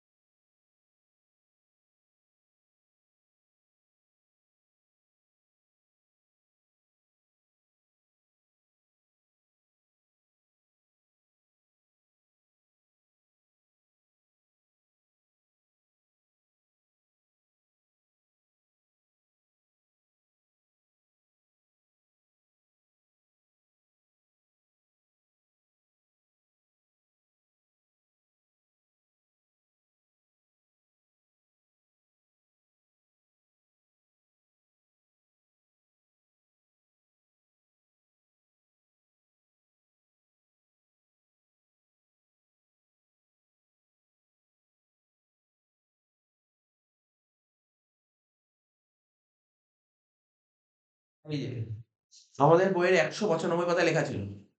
১৯৫ আমাদের বইয়ের ১৯৫ পাতায় লেখা ছিল ট্যাক্স ফ্রি ইন্টারেস্টের মধ্যে কোনগুলো পড়ে। মানে এমন কোন জায়গায় তুই ইনভেস্ট করলে তুই ইন্টারেস্ট তো পাবি। কিন্তু ওখান থেকে ইন্টারেস্ট পেলে গভর্নমেন্ট কোনো ট্যাক্স নেবে না। তার মধ্যে এরকম পয়েন্ট লেখা ছিল, দেখ কোথায় ছিল? আ এই যে ৭ নম্বর পয়েন্টে লেখা ছিল post office cumulative time deposit 1981। আমাদের বইতে লেখাই ছিল। পয়েন্ট লেখা ছিল। বাইরে কিছু দেয়নি। এর মানে এই যে আমার যে যা নোট লেখা আছে ও অ্যান্সার কোয়েশ্চেন যাই সেট করুক, ও যত কঠিন কোয়েশ্চেন সেট করতে চাক, এর বাইরে তুলতে পারবে না। এর বাইরে রুলেই নেই। ঠিক আছে তো? হ্যাঁ, এমন কিছু পয়েন্ট আমি তুলেছি যেটা তোর বইতেও লেখা নেই। আমি এক্সট্রা পয়েন্ট অনেক তুলে রেখেছি। ঠিক আছে? মানে ও চিন্তা ভাবনা কোথায় করতে পারে তার এর চেয়ে বেশি চিন্তা ভাবনা আসবে না। এই বলছিলে কি সব হাউস ওয়ার্ক অঙ্ক দিয়েছে, আমাদের সব বইয়ের মধ্যে যে বইয়ের বাইরে কিচ্ছু লেখা নেই। ঠিক আছে? তো অবশ্যই তোদেরকে প্রত্যেককে বলছি প্রতি বছর দেখছি ইনকাম ও আদার সোর্স এ একটা পয়েন্ট চলে আসছে এক্সট্রা। ঠিক আছে তো? কিন্তু বইয়ের বাইরে আসছে না। বইয়ের মধ্যে থেকে আসছে কিন্তু বইটা ভালো করে পড়ে যেতে হয়। পাচ্ছিস না আমাদের যে বইটা দিয়েছি। এই যেমন ট্যাক্স ফ্রি ইন্টারেস্ট ও যদি দেয় এখান দিয়ে কোনো না কোনো পয়েন্ট দিতে হবে জাস্ট চোখ বুলিয়ে চলে যাবি। জাস্ট একবার চোখ বুলিয়ে চলে যাবি এইগুলো ট্যাক্স ফ্রির মধ্যে পড়ে। এরকম একটাই পয়েন্ট আননোন থাকতে পারে। একটাই। ৩ টে পয়েন্ট তো পুরো কমন। ৩ টে পয়েন্ট পুরো কমন পড়বে। একটা পয়েন্ট আননোন থাকতে পারে। ঠিক আছে তো? এইগুলো তোকে একবার জাস্ট দেখে চোখ বুলিয়ে যেতে হবে। ঠিক আছে তো? যাই হোক, আর এইগুলো কিছুই না। বিভিন্ন স্কুলের টেস্টের কোয়েশ্চেন গুলো করছি তো ওইগুলো পড়লেই একবার হয়ে যাবে। ঠিক আছে? যেমন আজকে এটা পড়লাম, কি পড়লাম বল? Interest from post office cumulative time deposit, যাতে পরবর্তী সময় আসলে এটা পারিস করতে। ঠিক আছে? আচ্ছা, যাই হোক হয়ে গেল। কোয়েশ্চেনটা বুঝে গেছিস? এটা অঙ্কটা ইজি ছিল। ইজি মানে কি দেখ, অনেকের ক্ষেত্রে এইটা হয়তো একটু অসুবিধা হতে পারে ৪ এর পয়েন্টটা দেখ। কারণ অনেকে যদি না জানে এটা ভুল মানে অনেক অনেকে কি করে আদার্স সোর্স জানিস? আমি তোকে বলছি। এরকম তো অনেক দেখেছি। অত বোঝে না, টাকাগুলো দেখে বসিয়ে দেয়। পুরো দেখে বসিয়ে দেয়, যোগ করে দেয়। লাক ভালো থাকলে ওটাই অ্যান্সার হয়ে গেল। লাক ভালো না থাকলে গেল। ঠিক আছে তো? নাম্বার 1। নাম্বার 2 হচ্ছে এখানে winning form lottery cost of ticket ৳১০০। অনেকে জানে না কিন্তু। এটা কিন্তু আসে না। ওটাও এড করেছি। ঠিক আছে? আমরা শিখিয়েছিলাম। এই যে ধর কোন খরচা বাদ যায়? ওখানে লেখা ছিল এটা owning and maintaining of horse's, ওখান থেকে কোন খরচা করলে বাদ যায়। কিন্তু উইনিং ফর্ম লটারি, তারপর যে উইনিং ফর্ম হর্স রেস এখান থেকে কোন খরচা করলে কিন্তু বাদ যায় না। আজকে তুই সিম্পল একটা জিনিস ভাব, একটা গভর্নমেন্ট কি ভাবছে? তুই আজকে লটারি কিনেছিস। আজকে লটারি কিনছিস তো? আজকে তুই ৳১০০ লটারি কিনবি। ঠিক আছে তো? ৳১,০০,০০০ বেঁধে গেল। তুই এই লটারি কেনার জন্য তুমি খরচা করেছিস। সরকার বলছে, "না, আমি এই খরচা বাদ দেব না।" কারণ এটা কেন? এটা ফাটকা। ক্যাজুয়াল ইনকাম এর মধ্যে পড়ে। ফাটকা। এই খরচাটা বাদ দেওয়া যায় না। ঠিক আছে তো? আজকে ধর অনেকে এরকম অনেক দেখেছি, ও লটারি কিনেই ফেলেছে ৳১,৫০,০০০ মানে কিনেই যাচ্ছে। হুট করে একদিন লাগলো ১.৫ লাখ টাকা। খরচা করেই যাচ্ছে। তো ও বলছে যে, "না, তুমি যে ইনকাম করলে না, এইখান থেকে যে তুমি এইটা কেনার জন্য, এই লটারিটা কামানোর জন্য, এখান থেকে প্রাইজ মানি জেতার জন্য তুমি যে খরচা করেছো, লটারি যে কিনেছো, এই খরচাটা আমি বাদ দেব না। এই খরচাটা বাদ দেব।" এটা গভর্নমেন্ট রুলটা তৈরি করে দিয়েছে। এই রুলটা তৈরি করে দিয়েছে। ঠিক আছে? এটা তোকে মাথায় রাখতে হবে। এটা গভর্নমেন্টের রুল। এই তো তোকে যা খুশিই দিক না কেন, তোকে মাথায় রাখতে হবে। এটা গভর্নমেন্টই রুলটা তৈরি করেছে। এই রুলটা গভর্নমেন্টই তৈরি করেছে। ঠিক আছে? কস্ট অফ টিকেট তোর সঙ্গে এমনি এক্সট্রা দিয়েছে এটা। জাস্ট টেস্ট করেছে তুই কতটা জানিস।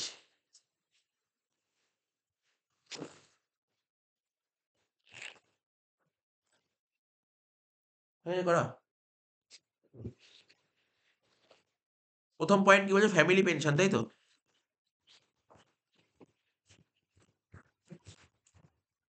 ফ্যামিলি পেনশন কত বলেছে? ফ্যামিলি পেনশন বলেছে ৬০,০০০ টাকা। ৬০,০০০ টাকা তো বলেই দিয়েছে। তুই ১ম ঘরে লেখ ৬০,০০০ টাকা। এবার এর থেকে কি লিখবো? Exemption, exemption. আচ্ছা তোকে যদি পরীক্ষায় বলে ফ্যামিলি পেনশন কত নম্বর ধারায় বলা আছে? ফ্যামিলি পেনশনের যে এক্সেমশন সেটা কত নম্বর ধারায় বলা আছে? কি অ্যান্সার দিবি যদি এমসিকিউ দিয়ে দেয় ১ নাম্বার? তোকে বলতে হবে তো? মনে রাখতে হবে। এবার দেখ তুই ওখানে তো এমসিকিউ দিলে অনেকগুলো অপশন থাকবে তো? একটা ট্রিক্স বলে দিচ্ছি। তোর ওখানে ৪ টে অপশন দেবে। তো সেকশনটা কত হয় জানিস তো?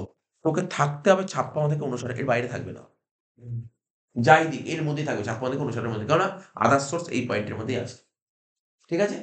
এবার যাই দিক ওরা ধর দিয়ে দিল ৪ টেই ধর একটা হচ্ছে ৫৬, একটা ৫৭, একটা ৫৮, একটা ৫৯। তাহলে কি হবে? সেক্ষেত্রে কি করে করব? দেখ ফ্যামিলি পেনশন ৫৭ তে বলা আছে। কেন ভিতরে আরো কিছু আছে। তুই আরো কিছু মনে না রাখতে পারলেও বললাম। কারণ ফ্যামিলি পেনশন কোথায় আছে? ৫৭ তে বলা আছে। তাহলে তুই ট্রিক্সটা বুঝতে পারলি কি করে করতে হবে? যদি মনে নাও থাকে তুই করতে পারবি। এগুলো কিন্তু মাথায় রাখবি ধর তোকে আগে যেই টপিক সেকশনটা বলেছে না তোকে জানতে হবে এটা কোন টপিকের কোয়েশ্চেন। টপিকটা তোকে জানতে হবে। হ্যাঁ, ফ্যামিলি পেনশন আদার্স সোর্স। আর আদার্স সোর্স কত থেকে কত মধ্যে আসে? ৫৬ থেকে ৫৯ এর মধ্যে আসে। ঠিক আছে? এবার পরীক্ষায় যদি দিয়ে দেয় ৫৬, ৫৭, ৫৮, ৫৯ সেক্ষেত্রে তোর একটু বুঝতে অসুবিধা হবে। ঠিক আছে তো? সেক্ষেত্রে তোকে কি করতে হবে? ফ্যামিলি পেনশন কত নম্বরে আসে? ৫৭, ৫৭ তে আসে। অ্যাকচুয়ালি এর এক্সামিনেশন সেকশনটা হচ্ছে আন্ডার সেকশন 57 2A এটা হচ্ছে সেকশন। প্রপার সেকশন হচ্ছে এটা। ঠিক আছে? তো এটা তোকে মাথায় রাখতে হবে। কারণ দিতে পারে পরীক্ষায় দেয় কিন্তু এমসিকিউ তে দেয় এগুলো। Exemption under section 57 subsection 2A will be list of the following. Will be list of the following. প্রথমে কি লিখবো বল? 1/3 of family pension মানে কি লিখবো? আমি লিখবো 1/3 of family pension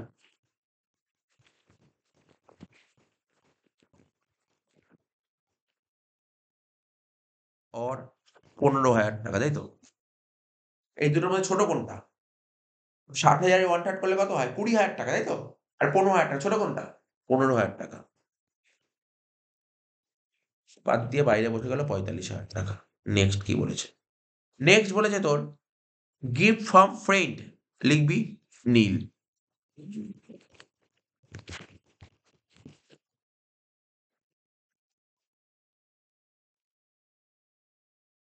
ব্র্যাকেটে লিখে রাখ। ব্র্যাকেটে এই কথাগুলো লেখা মানে যে তুই জানিস সেটা কি এক্সেম্পট আপ টু রুপিস কত? 50,000 কত অব্দি এক্সেম্পট আছে? ৫০,০০০ টাকা। এগুলো লিখে পড়লেও তোর মনে থাকবে বুঝিস তো? আপ টু রুপিস 50,000 আমি তো বারবার বলছি যখনই অঙ্ক করবি না বাড়িতে একটু নোটগুলো একটু করে নিবি। যেমন হাউস ওয়ার্ডে অঙ্ক করার আগে না আগে যে নোটগুলো লেখা আছে, নোট মানে কি? থিওরির নোট না। মানে অঙ্ক করতে গেলে যে এই ২ পাতা লেখা আছে ওই নোটটা একবার পড়ে নিবি। কোন পয়েন্ট যদি মিসও হয়ে যায় তুই বুঝে যাবি। আরেকটা কি? এই আদার্স সোর্স জাস্ট পয়েন্টগুলো একবার পড়ে নিবি। তাহলে তোর বুঝতে সুবিধা হবে। আচ্ছা নেক্সট কি বলছে? উইনিং ফ্রম লটারি লেখ, উইনিং ফ্রম লটারি লেখ।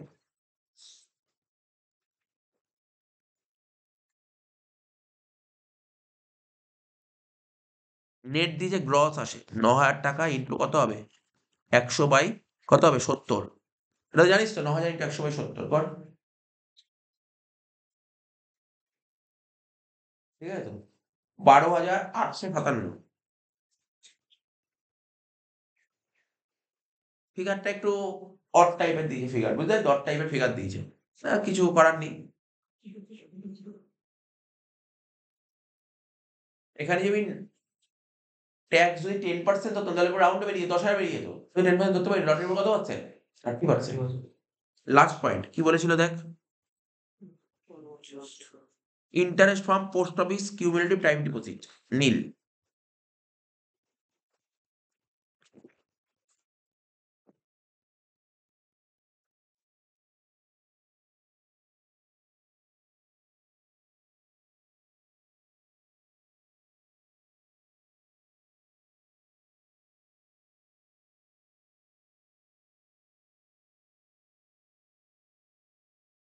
নীল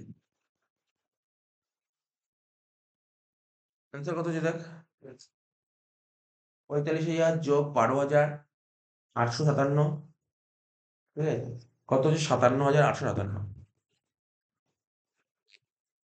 ঠিক আছে, হয়ে গেল অ্যান্সার। এটা হচ্ছে income from other sources. 857 income from other sources.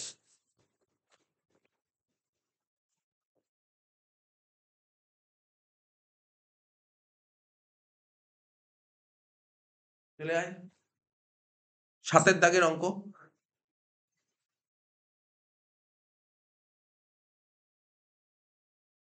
কি বলছে, এটা হাউস প্রপার্টি অঙ্ক দিয়েছে 7 দাগে, ঠিক আছে, হাউস প্রপার্টি অঙ্ক দিয়েছে, চ।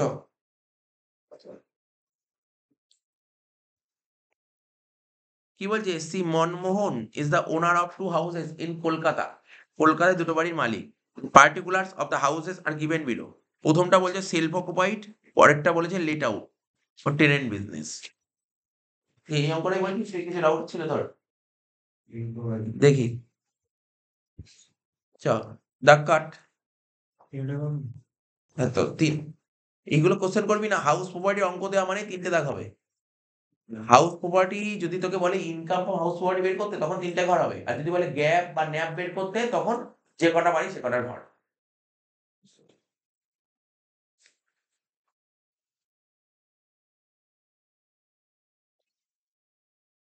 তো প্রথমে লিখবো হাউস 1, লেখ house 1 self occupied.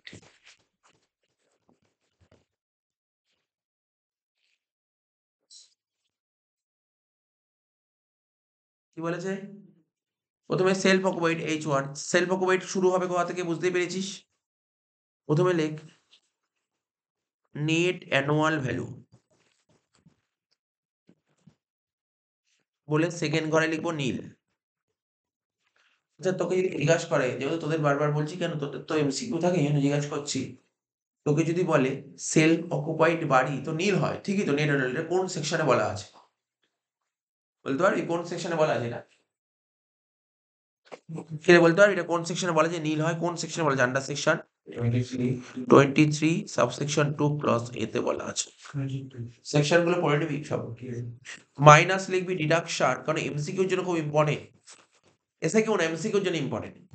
Deduction under section 24 একটাই আসবে, সেটা হচ্ছে ইন্টারেস্ট অন লোন, যেটা লেখা আছে আন্ডার সেকশন 24 সাবসেকশন বি তে। কি লেখা আছে ইন্টারেস্ট অন লোন, দেখ পর প্রথম দিয়ে দেখ, ইন্টারেস্ট অন লোন কত লেখা আছে, ইন্টারেস্ট অন লোন লেখা আছে 35,000 টাকা। কেন লোন নেওয়া আছে, রেনোভেশন। আমাদের নোট লেখা কি ছিল, PCR, P for purchase, purchase পারপাসে লোন নিতে পারো, কনস্ট্রাকশন পারপাসে লোন নিতে পারো, রিপেয়ার অ্যান্ড রেনোভেশন, ঠিক আছে, লেখা আছে রিপেয়ার রেনোভেশন লোন নিতে পারো, হ্যাঁ ঠিক আছে, তো রিপেয়ার আর রেনোভেশন পারপাসে লোন নিতে পারো। তো রিপেয়ার আর রেনোভেশন পারপাসে লোন নিলে ম্যাক্সিমাম কত টাকা ছাড় পাওয়া যায়, 30,000।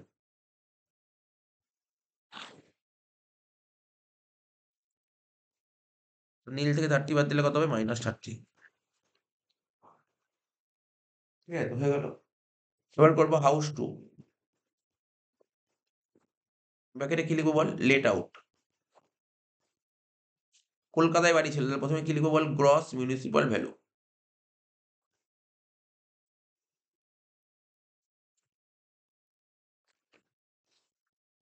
তাহলে গ্রস মিউনিসিপাল ভ্যালু, নিশ্চয়ই কোশ্চেনে বলেছিল গ্রস। দেখ ভালো করে একটু দেখে নে, শুনে নে, ওরা মিউনিসিপাল ভ্যালু বলে 40,000, এই 40,000 টাকা যে মিউনিসিপাল ভ্যালু বলেছে, এটা গ্রসও হতে পারে আবার নেটও হতে পারে। তুই যদি মনে করিস নেট দিয়েছে, তাহলে তোকে গ্রসে নিয়ে যেতে হবে, আর যদি মনে করিস এটা গ্রস দিই, তাহলে নেটে নিয়ে যেতে হবে। তাহলে এখানে কি দিয়েছে, আমি ধরে নিচ্ছি এটা গ্রস দিয়ে, কিছু বলেনি, আমি লিখে দিয়েছি গ্রস দিয়ে দিয়েছে, তাহলে কত, 40,000 টাকা লিখবো। প্রথম ঘরে লিখ 40,000 টাকা, বুঝলি, আমি মনে করলাম এটা গ্রস দিয়েছে, মনে করলাম গ্রস দিয়েছে, কোনো অসুবিধা নেই। তুই যদি নেট মনে করিস তখন 10/9 গুণ করতে, ঠিক আছে, গ্রস মনে করাটাই বেটার, রাউন্ডে বেরোবে তাহলে, ঠিক আছে তো? তারপর কি লিখতাম বল, ফেয়ার রেন্ট। এরকম করে তো আগে তো করেছো, বেশি ইজি দিয়েছে। ফেয়ার রেন্ট কত দিয়েছে, 35,000 টাকা। লেখ ফেয়ার রেন্ট 35,000 টাকা। দুটোর মধ্যে বড় কোনটা? 40,000। এবার লিখতাম কি স্ট্যান্ডার্ড রেন্ট, কত বলেছে বল?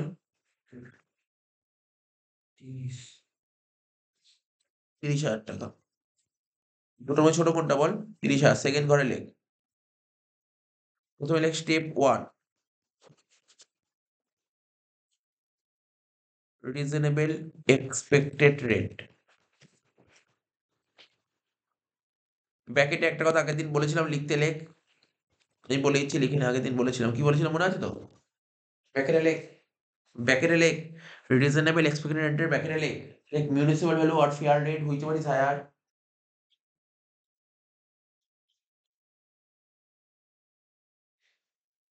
লেখ municipal value or fair rate which one is higher. লিখেছিস municipal value or fair rate which one is higher.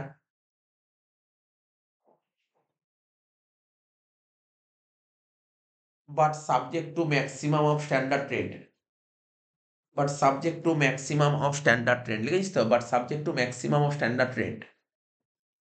Step 1 complete হয়ে গেল। এবার চলে আয় স্টেপ 2, কি লিখবো? Annual rent. কি বলেছে দেখি অ্যানুয়াল রেন্ট সম্পর্কে।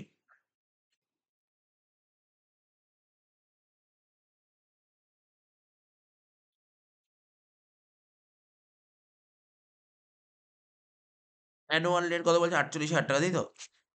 অ্যানুয়াল রেন্ট কত বলছে? 48,000 টাকা। কি রে, অ্যানুয়াল রেন্ট কত বলেছে? 48,000 টাকা। আনরিয়ালাইজেশন কত বলেছে? কোন বছর আনরিয়ালাইজেশন দিয়েছে? হ্যাঁ, প্রিভিয়াস ইয়ার 23-24, সবই প্রিভিয়াস ইয়ার। কোন প্রিভিয়াস ইয়ার? 23-24। আচ্ছা, আমরা যে আমাদের আমাদের প্রিভিয়াস ইয়ার কত? 23-24।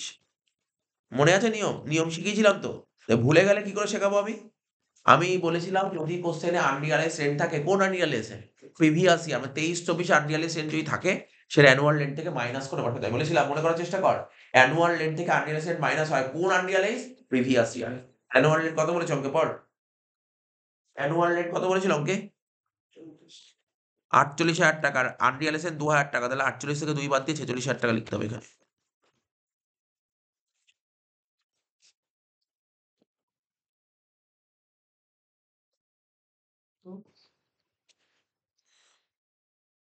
ঠিক আছে, 46,000 টাকা হয়ে গেল। এবার বাদ দে, কত হচ্ছে? এবার সেটা বাদ দেবো কি? দুটোর মধ্যে কি হয়, বড় কোনটা? 46। এই দুটোর মধ্যে বড় কোনটা? 46,000। লেখ, যেটা বেরোলো তাকে বলে স্টেপ 3। আচ্ছা, ভ্যাকেন্ট ছিল অঙ্কে কিছু? লিখবি কি higher of step 1 and step 2। এর থেকে লিখবো লস ডিউ টু ভ্যাকেন্সি। ক মাস ভ্যাকেন্ট ছিল বললি? 1 মাস, তাই তো? 1 মাস ভ্যাকেন্ট ছিল, তুই নিজেই বলতে পারবি। আমাদের যে অ্যানুয়াল রেন্ট কত বলেছিল? অ্যানুয়াল রেন্ট কত বলেছিল? 48,000 টাকা 12 মাসে। তাহলে 1 মাসে কত হবে? 4,000। 46 থেকে 4 বাদ দিয়ে হলো 42,000 টাকা। এটাকে বলা হয় gross annual value.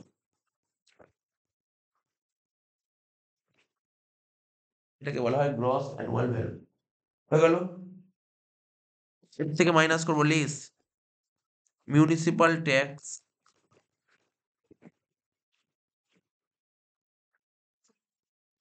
or any other tax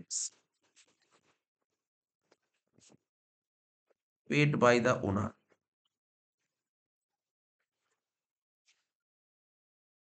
municipal tax or any other tax paid by the owner. Municipal ট্যাক্স কত বলছে? 10% বলেছে, তাই তো? কত বলছে? 10%। লেখ, কার উপর হয় মিউনিসিপাল ট্যাক্স? নেটের উপর হয়। গ্রস বলেছিল 40,000, এখানে লিখলাম গ্রস বলেছিল 40,000। এটাকে নেটে নিতে গেলে কি করতে হবে? 9/10 করতে হবে ইন্টু 10%। ঠিক আছে? আর বলছে 50% মালিক পে করেছে। 50% ভাড়াটিয়া, 50% মালিক ইন্টু 50%।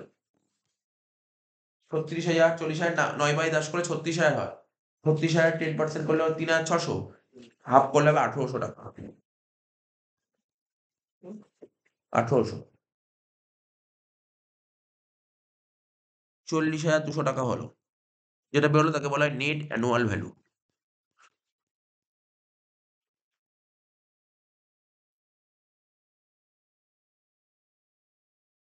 যেটা বেরোলো তাকে বলে নেট অ্যানুয়াল ভ্যালু, ঠিক আছে?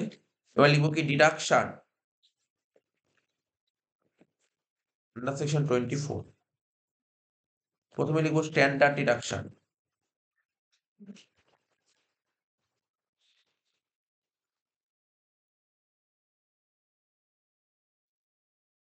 চল্লিশের 200 উপর 30%।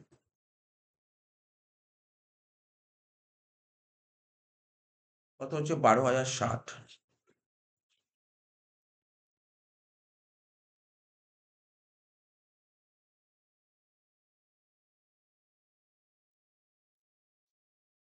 আর কি লিখবো interest on loan under section 24 subsection B. কত বলেছি ইন্টারেস্ট অন লোন দেখ পড়ে দে। ইন্টারেস্ট অন লোন বলেছিল কত তোমার 8,000 টাকা, 8,000 টাকা। ওই রিনোভেশন পারপাসে তো 8,000 টাকায় বলবো, কোনো চিন্তা নেই, এখানে ইন্টারেস্ট অন লোন যেমন ছিল তেমন বসিয়ে 8,000 টাকা।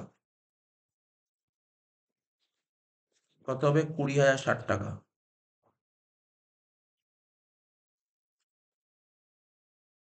বাদ দিয়ে বাইরে বসা 40,200 মাইনাস 20,060 বাদ দিয়ে কত 20,140 বাইরে বসে গেল। ঠিক আছে তো? লাস্ট পয়েন্ট একটাই বাকি আছে, তাহলে শেষে সেটা কি ছিল? Recovery of unrealise rent of previous year 22-23। আমাদের প্রিভিয়াস ইয়ার কত 23-24। 22-23-এ ভাড়াটিয়ার কাছে আমি টাকা পেতাম, ভাড়াটিয়া টাকা না দিয়ে উঠে চলে গেছে, ঠিক আছে তো? পরবর্তী সময় ওর থেকে টাকাটা পাওয়া গেছে, ঠিক আছে তো?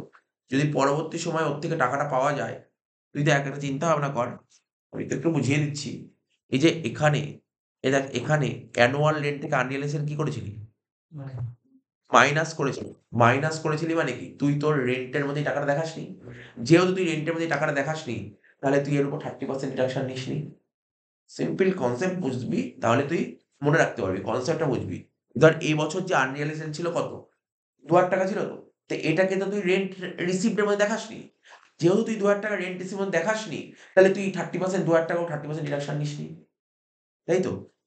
এবার ঠিক একই রকমভাবে 22-23-এ একটা আনরিয়ালাইজেশন ছিল। মানে 22-23 মানে আগের বছরে একটা ভাড়া পাসনি। কত টাকা ভাড়া বললো যে 10,000 টাকা পাসনি।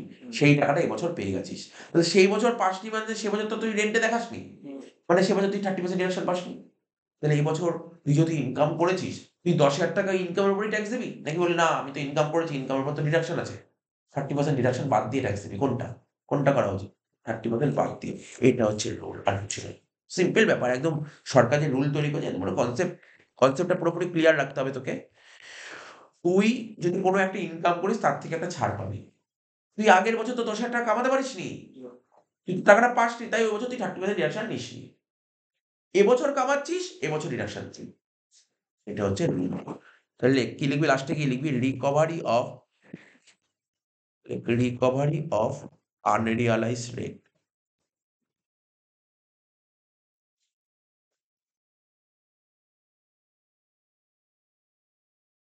কত টাকা? 10,000 টাকা তো? 10,000 টাকার উপর 70% করবি। বুঝতে পারলি একবারে কত 70% হলো? 30% বাদ দিয়ে আমাদের 70% হলো কত? 7,000 টাকা। এটাই পারিস? বইয়ের মধ্যে লেখা আছে, এতে এমনি এসিকিউ তে লেখা আছে। 30% বলিস না। শুধু 10,000 30% করে দিয়েছি? হ্যাঁ। ছাড় দেয়। তাহলে -30 কর 20,140 প্লাস 7,000, ঠিক আছে? মাইনাস 30,000 কত হচ্ছে? 2,860 টাকা লিখ। 2,860 লিখবি কি? Loss from house property. শেষ হয়ে গেল অঙ্ক। হুম? লসে কি এবার না হলে তো নিচ্ছে। লস ফ্রম হাউস প্রপার্টি বলে দয়া সোজা ছিল রে, কোশ্চেন পেপার তো টাফ ছিল না একদম। টাফ তো ছিল না ব্যাপার।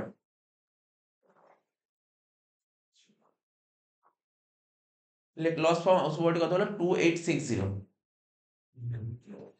এটা বুঝতে পারলি? অঙ্কটা বুঝতে পারলি তো? আর কি ছিল দেখি এর সঙ্গে? থিওরি দিয়েছিল একটা অরে। বলছিল এ তো প্রতিদিন এই কথাটাই বলছি। স্টেট দ্য কন্ডিশন, ঠিক আছে? State the condition for claiming reduction for municipal tax. Municipal tax deduct করার যে কন্ডিশন গুলো কি ছিল? দুটো কন্ডিশন ছিল। মিউনিসিপাল ট্যাক্স বাড়ির মালিককে দিতে হবে আর মিউনিসিপাল ট্যাক্স প্রিভিয়াস ইয়ারে পে করতে হবে। যত টাকা পে করবি তত টাকাই ছাড়। ২ টো পয়েন্টে ২ নাম্বার পেয়ে গেলি। এরপরের যে কোয়েশ্চেনটা দিয়েছে আমি করিয়ে দিচ্ছি। আমার করাতে কি যায় আসে? বাট দেখছি কোয়েশ্চেনটা পড়ে নিই তারপর বলছি আমি। বলছে মিস্টার পাল টুক আ লোন অ্যামাউন্ট রুপিস কত 5 lakhs ৫ লাখ টাকার লোন নিয়েছে। কোথা থেকে? স্টেট ব্যাংক থেকে। কবে? ১/৭/২২ এ লোন নিয়েছে। For the purpose of construction. Construction purpose A loan নিয়েছে। তাহলে কি বুঝতে পারলি? মিস্টার পাল ও বাড়ি তৈরি করার জন্য, ঠিক আছে? ১/৭/২২ a state bank of India থেকে ৫ লাখ টাকা লোন নিয়েছে। After 6 month he comments and completed entire construction. ৬ মাস পর ও বাড়িটা কমপ্লিট করে ফেলেছে।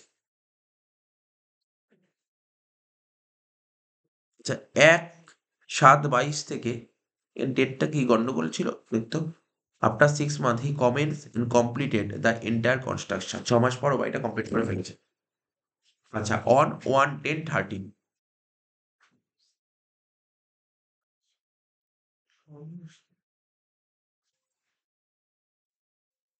১/৭/২২ থেকে ৬ মাস পর কবে হচ্ছে দেখতো? ওই কোশ্চেনটা আছে? এখন কোশ্চেনটা আছে দেখতো। পিডিএফ করেছি, পিডিএফটা পাঠাবো? পিডিএফ দেখ একটু খোল, আমি দেখিয়েছি।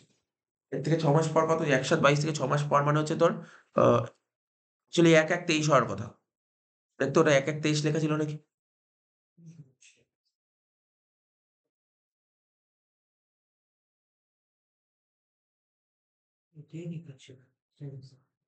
কত লেখা ছিল? না, এটা ১/১/২৩ হবে। কি করে ৬ মাস পর? ১/১/১৩ প্রশ্ন উঠছে না।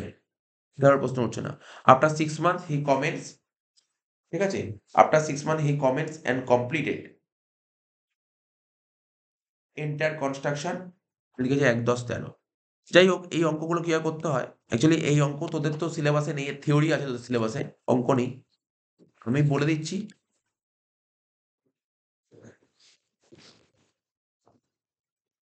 বলছে কি ডেট অফ লোন টেকেন। এখানে লিখলাম ডেট অফ লোন টেকেন। লোনটা কবে নেওয়া হয়েছিল বল? লোনটা কবে নেওয়া হয়েছিল বল লোনটা? লোনটা কবে নেওয়া হয়েছিল? ১/৭/২২। ১/৭/২২ এ লোন নেওয়া হয়েছিল। ঠিক আছে? আর এখানে লিখতে হয় কনস্ট্রাকশন কমপ্লিটেড।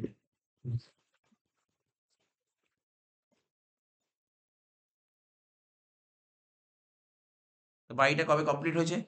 এখানে ডেট দেখতে হবে বাড়িটা কবে কমপ্লিট হয়েছে। ঠিক আছে তো? লোন এই অঙ্ক পরীক্ষা দেবে না কিন্তু, কিন্তু বলছি এটা হচ্ছে আমাদের অ্যাকচুয়ালি কলেজে আমাদের যখন অঙ্ক আসে এই অঙ্কগুলোই আসে। শুরু হয় এখান থেকেই শুরু হয় এই অঙ্কগুলো। এগুলো কলেজে আসে খুব। ঠিক আছে তো? এই ওয়ার্কিংসটা করতে পারলে কলেজে আগে ৫ নাম্বার আছে। ১৫ এর মধ্যে ৫ নাম্বার শুধু এটুকুই থাকে। ঠিক আছে তো? তো বলছে কি লোনটা নেওয়া হয়েছিল কবে? ১/৭/২২ এ। লোনটা নেওয়া হয়েছিল ১/৭/২২ এ এবং বাড়িটা কবে কমপ্লিট হয়েছে? ঠিক আছে? এখানে লিখেছে আফটার 6 মান্থ। ঠিক আছে? After 6 month he comments and completed entire construction. মানে এখানে হচ্ছে আমি এইটুক বুঝতে পারছি যাই হোক ৬ মাস পর ও লোন নেওয়ার ৬ মাস পর কাজটা শুরু করেছে। ঠিক আছে তো? এবং and he completed the entire construction ১/১০/১৩। এটাই গন্ডগোল লাগছে এটা।